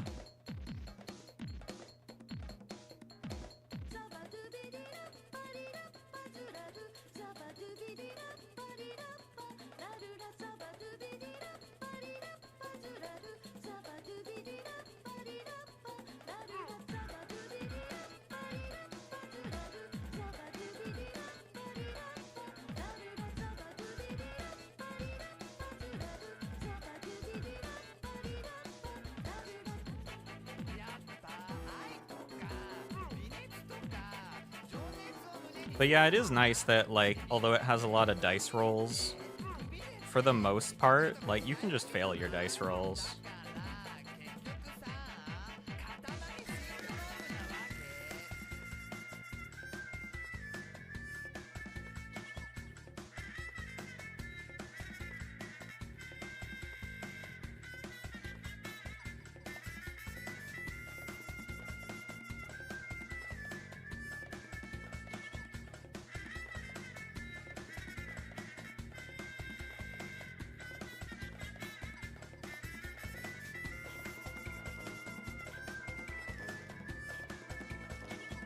I feel like there's only a couple that you really need for, like, important things in the story. Like, there's that one Shivers check that's kind of rough to not be able to get.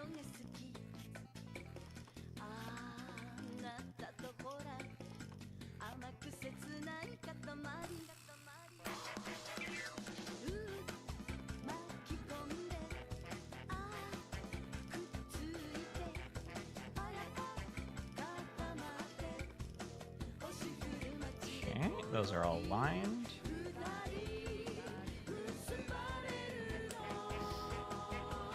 Okay, what's all going together here? So these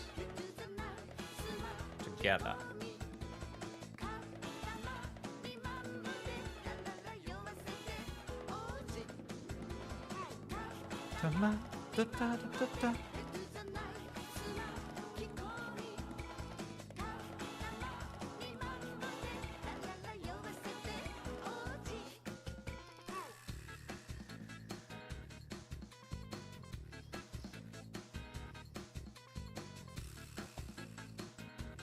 Oh my god, speaking of things that are, like, difficult to think about, Death Stranding 2 just came out, didn't it?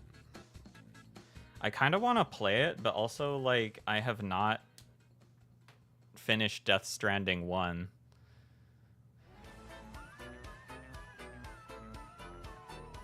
And I don't know if I have the willpower to power through Death Stranding 1. I might just watch it. I'm sure someone out there has made like a movie version of it on YouTube.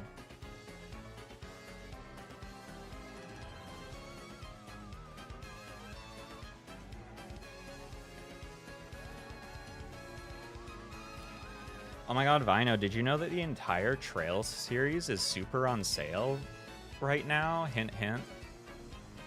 I'm trying to push everyone to play Trails.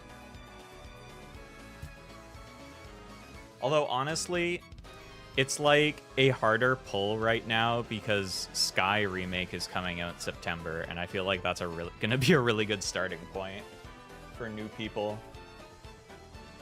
Why should I perhaps try Tales? Well, if you like JRPGs with good world building and good characters and good interconnected plot lines with like larger stakes that affect the whole series, you might want to check out the Trails series.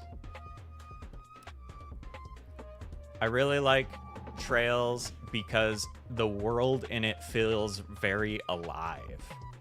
Like, all of the NPCs around the city, as you progress through the game, will like progress through their own little stories, and each kind of like series in it, like Cold Steel or Sky or Crossbell, take place in like different countries in this larger nation, and you can see how the decisions and the different politics of the different countries affect each other, and it's so cool. And also the characters are really cute and they're nice to each other. Consequences matter games. Not really in the choices you make, but more so in the consequences of the things that happen have wider reaching effects. In terms of like the actual story, it's like quite linear. Like there's side quests and then there's the main story and you just kind of go through. Cause it's a JRPG ass JRPG. For sure.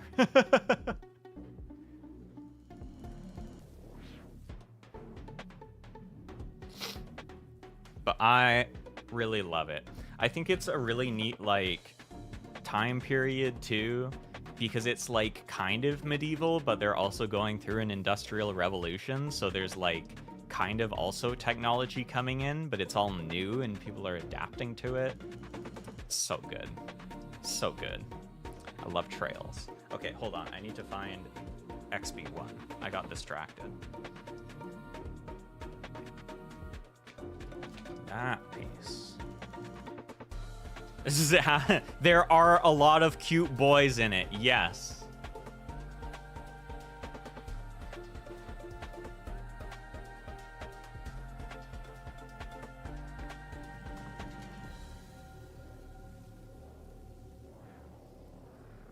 Honestly, absolutely.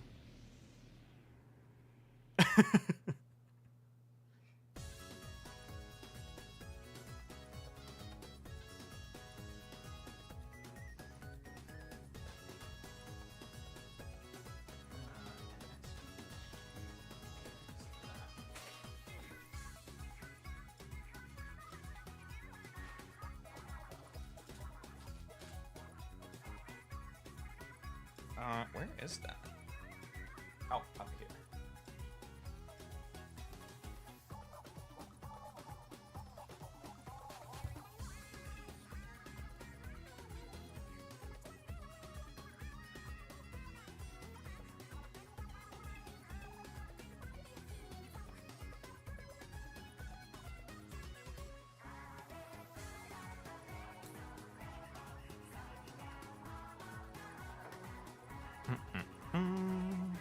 Get these little flaps. I've been building at like breakneck pace this stream because I did a bunch of prep work beforehand, but now for this thing I haven't prepped as many of the pieces, and it's like it really shows how much is just cutting pieces out and sanding them.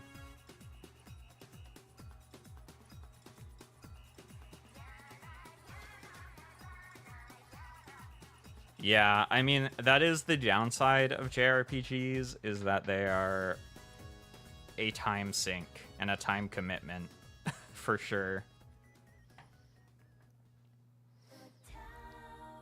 I know I've seen a lot of people jumping on the Persona gacha game, too, because it just came out in EN.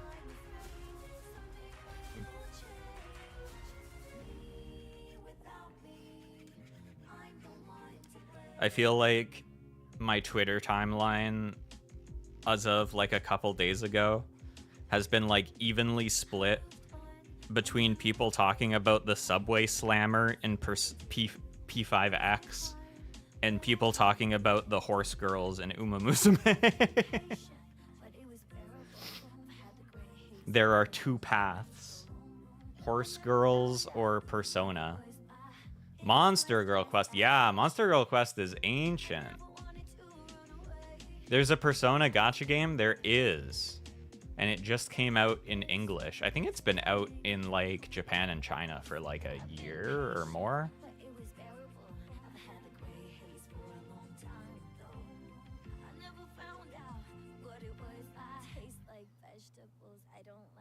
XC2. Where's XC2?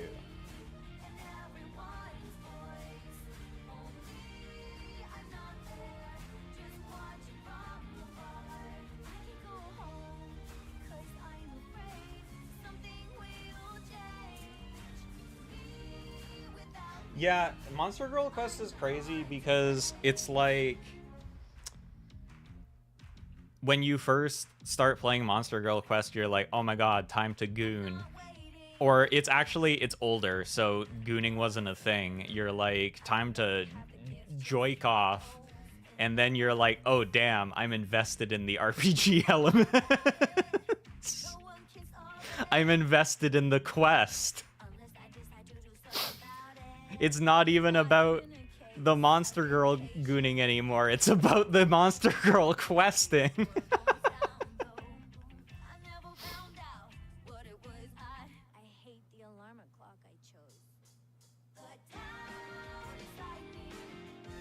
This is the piece I need.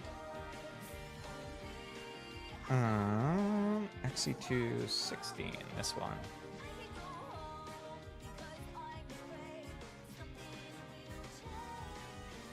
Yeah, I feel like I played Monster Girl Quest in like high school or something. Like that was a long time ago. I mean, it wasn't that long ago. I'm not old. I am young and youthful.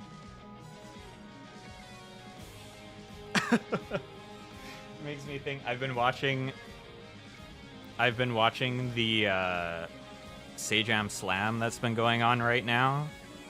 It's like an event where streamers of various skill levels get in teams and play fighting games.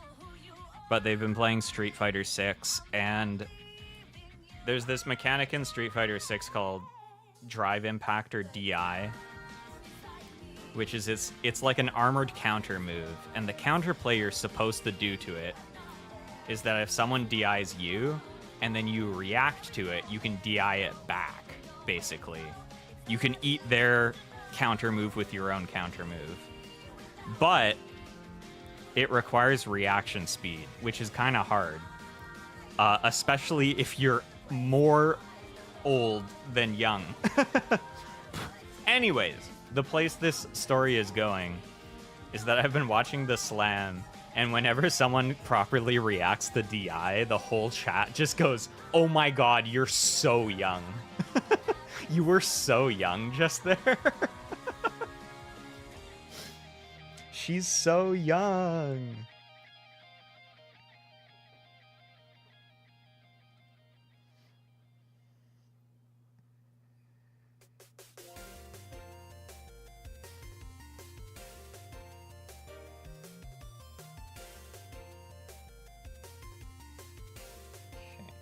Are gonna go in here. Yeah, perfect parries too. Honestly, I feel like in a way perfect parries are easier for me to do than reacting to DI, because getting a perfect parry it feels more about timing than reaction speed.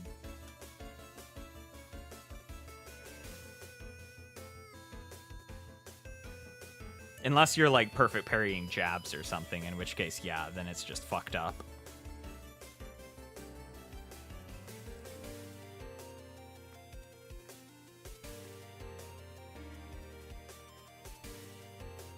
I think the like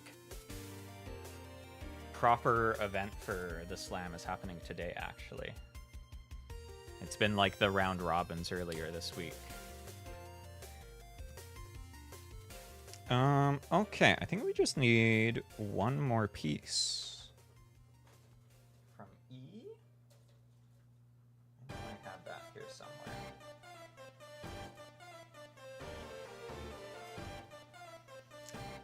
E24.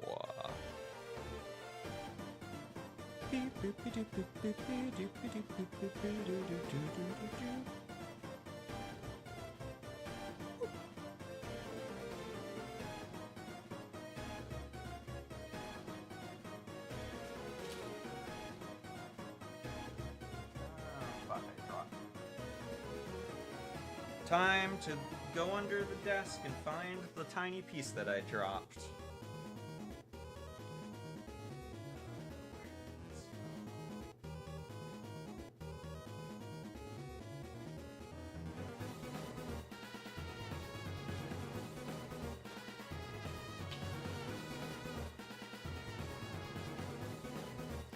Uno momento. I will be back. I'm going underneath my desk.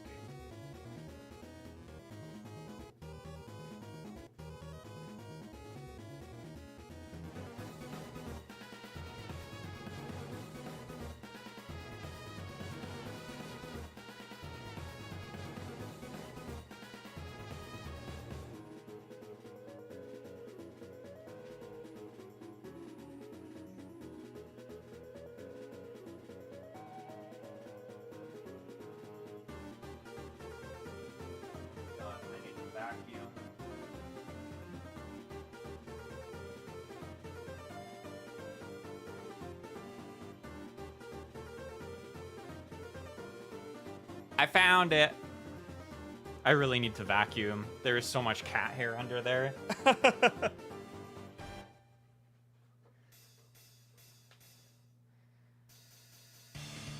That was fast. Yeah, that was a pretty good one. Look how tiny this piece is, too. I was telling Tsukiyong earlier about how in the old days when I had the, like, shag carpet under the desk, like 25% of the Gunpla stream was me under the desk.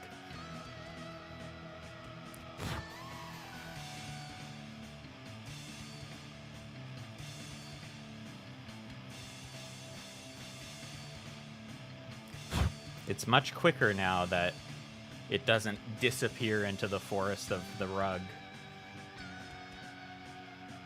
Okay, does it matter which way this goes?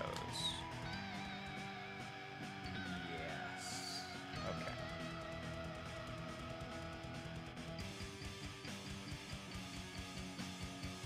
This piece. Like that.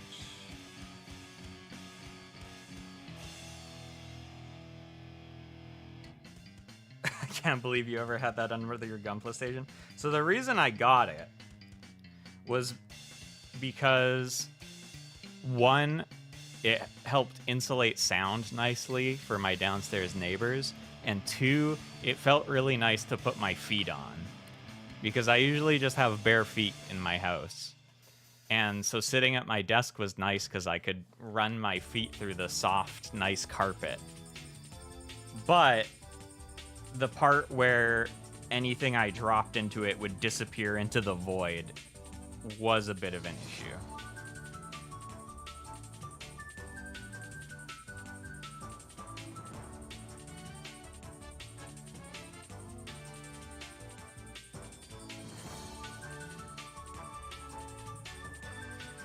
I think I also just have, like, fond memories of shag carpet, because my grandparents' house, when I was growing up, they had this, like...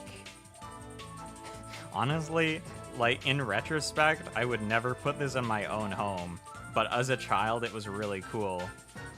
Like, the majority of their house, like a good, at least, like, half of the floor in their house, was carpeted with this, like, green shag carpet that was just everywhere. And I loved it as a kid because I was like, oh my god, it's like grass, but soft. And I have no idea how they kept it as clean as they did. They must have vacuumed probably, like, every 2 days or something at least. Because it was just everywhere. It was like the whole living room, the whole entryway, the whole hallway. It was on the stairs to the basement. And so... No, you couldn't take it outside because it was carpet. It wasn't just a rug. It was carpeting. You couldn't pick that shit up. And it was on the stairs down to the basement too. And so the stairs were like very cushy because it was so floofy. And I'd just like slide down them like bop, bop, bop, bop, bop, bop, bop, bop. It was awesome. Okay, hold on. How is this going? Okay, I see, I think. So this...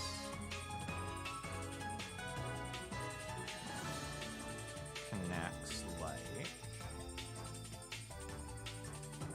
Oh, oops. Fuck that up. Alright, pull these apart.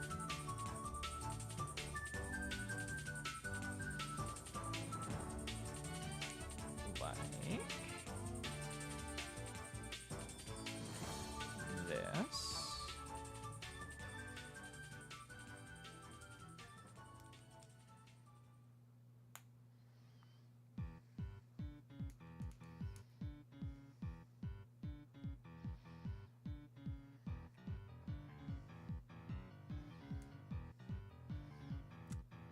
And then we just have a couple little bits so we can put the shield on there. XC217. That's XB. And then we'll also need 25.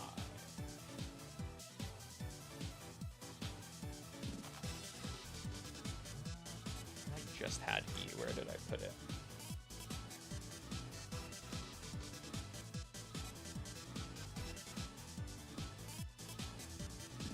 "25, 25, 25. Where art thou? Here thou art thou."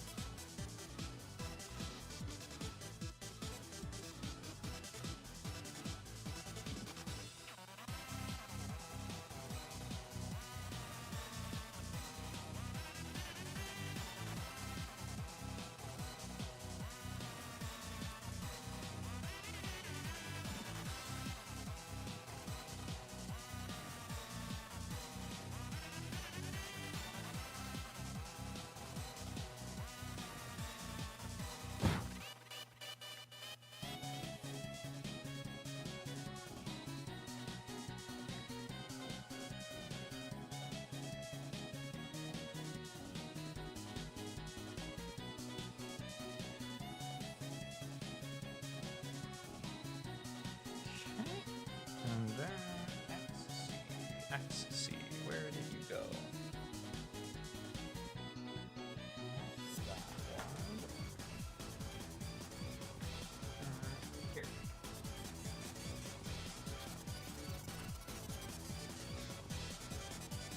17. This.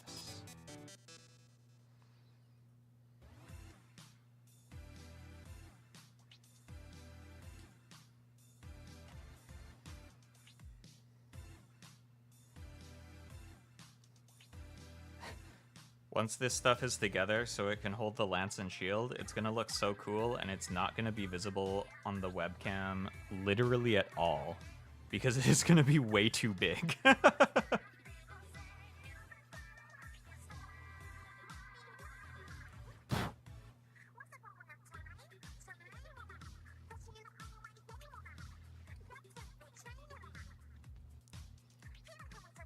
Oh, growing his environment? Yeah, exactly.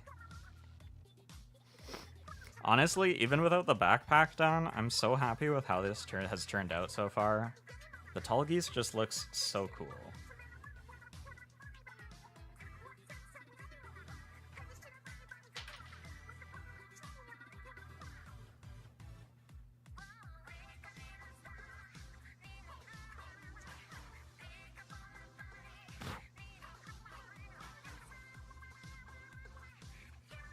Damn, Nintendo's probably really gonna get my ass with this playlist. The Splatoon vocal songs? Oh my god.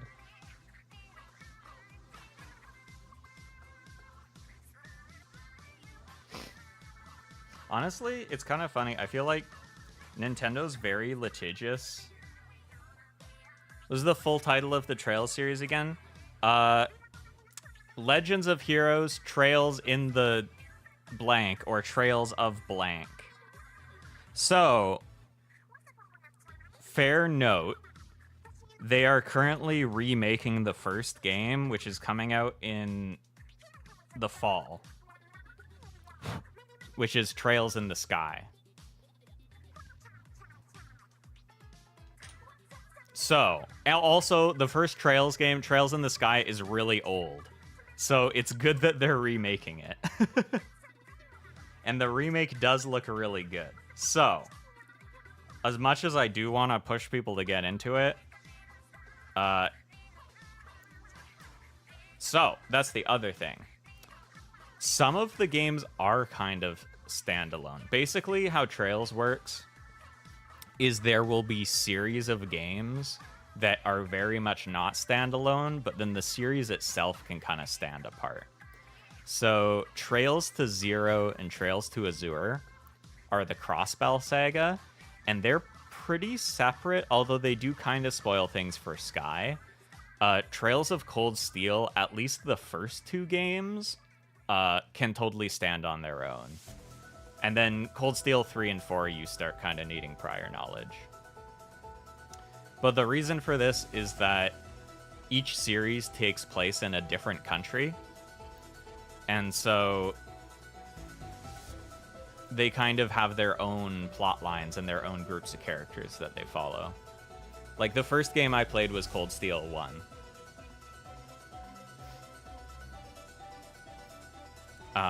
And I'm playing the Crossbell games right now, like Zero and Azure. And they're pretty much standalone, but I feel like they do spoil some stuff from Sky. So it might be worth playing Sky before them.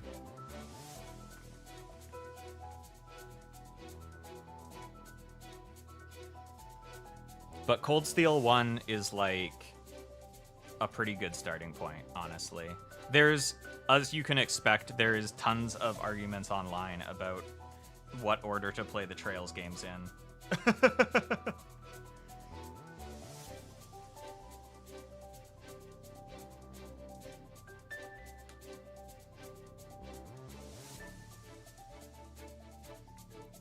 It's better to try and follow the chronological order. You definitely can. Like I said, I feel like Cold Steel 1's a decent starting point too. Wait, how is this even supposed to... Oh, does it just hold it like that?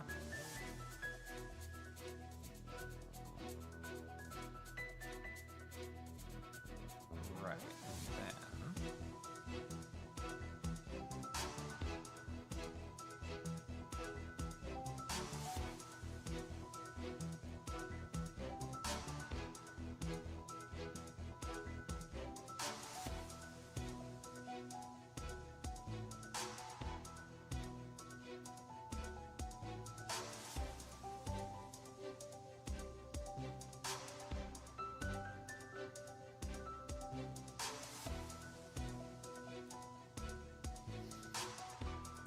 Yeah, consult the web sages. This has been a topic that's been discussed to death. So there is definitely answers out there. I feel like Cold Steel 1's a decent starting point, and then especially once Sky Remake releases in the fall, Sky Remake's gonna be like a really good start too. Oh, this isn't the right hand. Hold on. We need a different hand for this.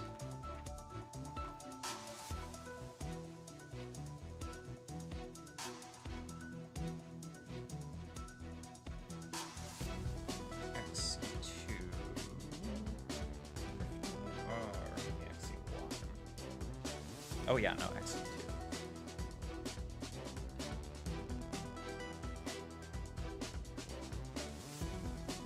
It's like 3 a.m. Have a good day. You have a good day too. See ya. Have a good sleep.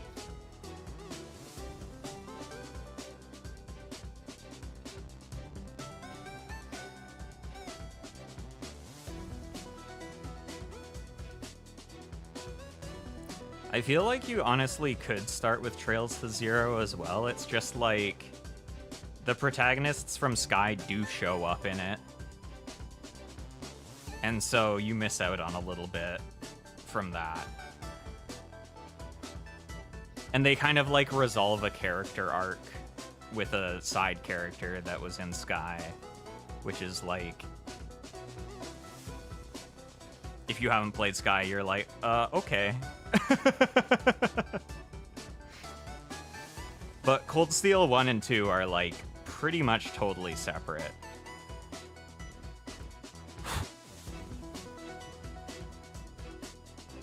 Until like the very end of Cold Steel 2, there's like some characters from the Crossbell games that show up. Is it kind of like Yakuza 0? I think the... I don't think anything in this series is like Yakuza 0. It is kind of like the Yakuza games, maybe. I don't know, because they're different characters. It's more like Yakuza 7. Where it's like, yeah, Kiryu shows up.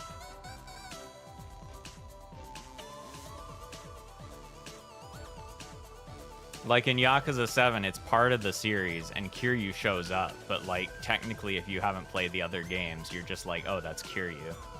And it's fine.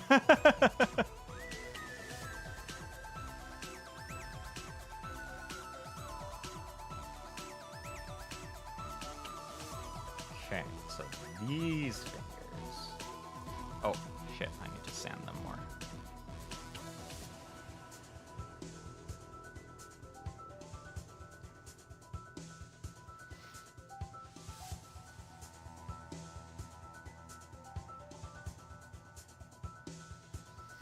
Yeah, basically, like, in terms of the in-game timeline, the Sky series happens first, and then the Crossbell series, which is like Zero and Azure, and Cold Steel happen kind of like at the same time, but in different countries.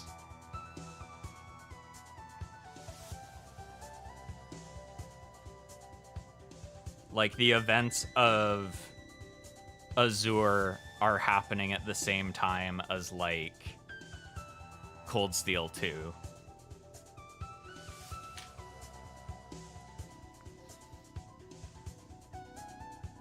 And I feel like they don't talk about what's going on, more of Cold Steel is spoiled by Azure than... Does the fact that they're happening in certain nations mean something? Oh, absolutely. The politics in this game, oh my god. Because, like, Crossbell City, which Zero is happening in, is a city-state that's semi-independent, but there's two much larger nations on either side of it that both are kind of claiming sovereignty over it. And so it's like this weird, like, no man's land in between these two, like, huge nations. Yeah, it's like Fazan, exactly. Crossbell is honestly a lot like Fazan because it's also like an economic trade hub. And the only reason it's independent is because neither side can take it without, like, pissing off the other one. But it's still kind of not independent. Like, they still have a bunch of sway over what happens in the government there. And, yeah, it's so good.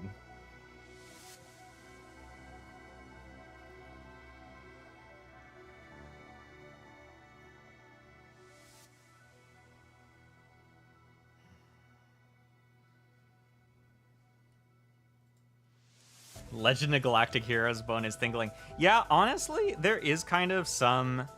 Not as much with the main characters. Like, the main characters in the games are a lot more JRPG-y in that they're like, oh, here's the spunky kids that are gonna try and help fix things. But, like, the big important people are very Legend of Galactic Heroes.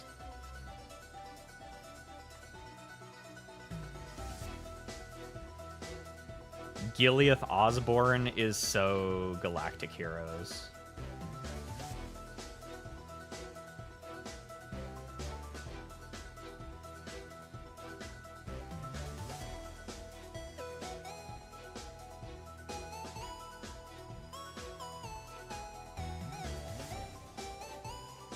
Some of the hypest,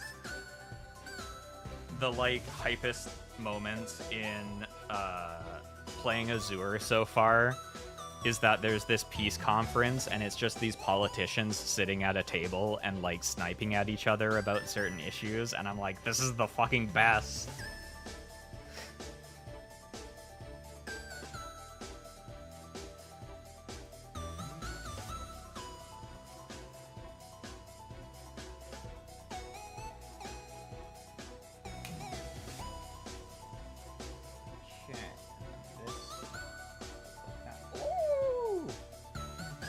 Check this shit out.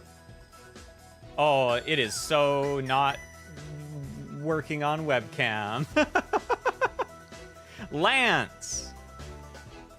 Lance! I love that it's so big that it has this, like, little support arm from the shoulder.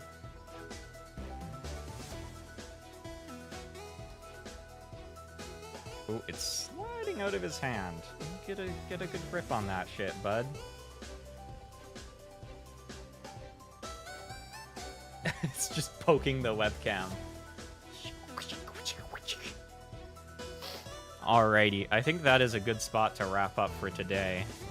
Oh my god, it looks so good. I need to take some sexy pictures of this to put on Twitter. But yeah, I think that's where we will wrap up. The Tallgeese is moving along. I think the only thing we have left to make is its big-ass wings and its gun. Honestly, I really love the Tallgeese's gun, too. It looks like a old artillery cannon. It's really sick. But we will do that next time. For now, it's Otsu No.A time. But have a good time of day. And I will catch you later. I think I might stream like tomorrow or Tuesday because I don't have to work. Yippee! I love long weekends. Woo, woo, woo, woo, woo, woo, woo, woo. But I don't know. I'll see. It is up in the air for now. Oh my god, speaking of Trails music jump scare. Let's fucking go.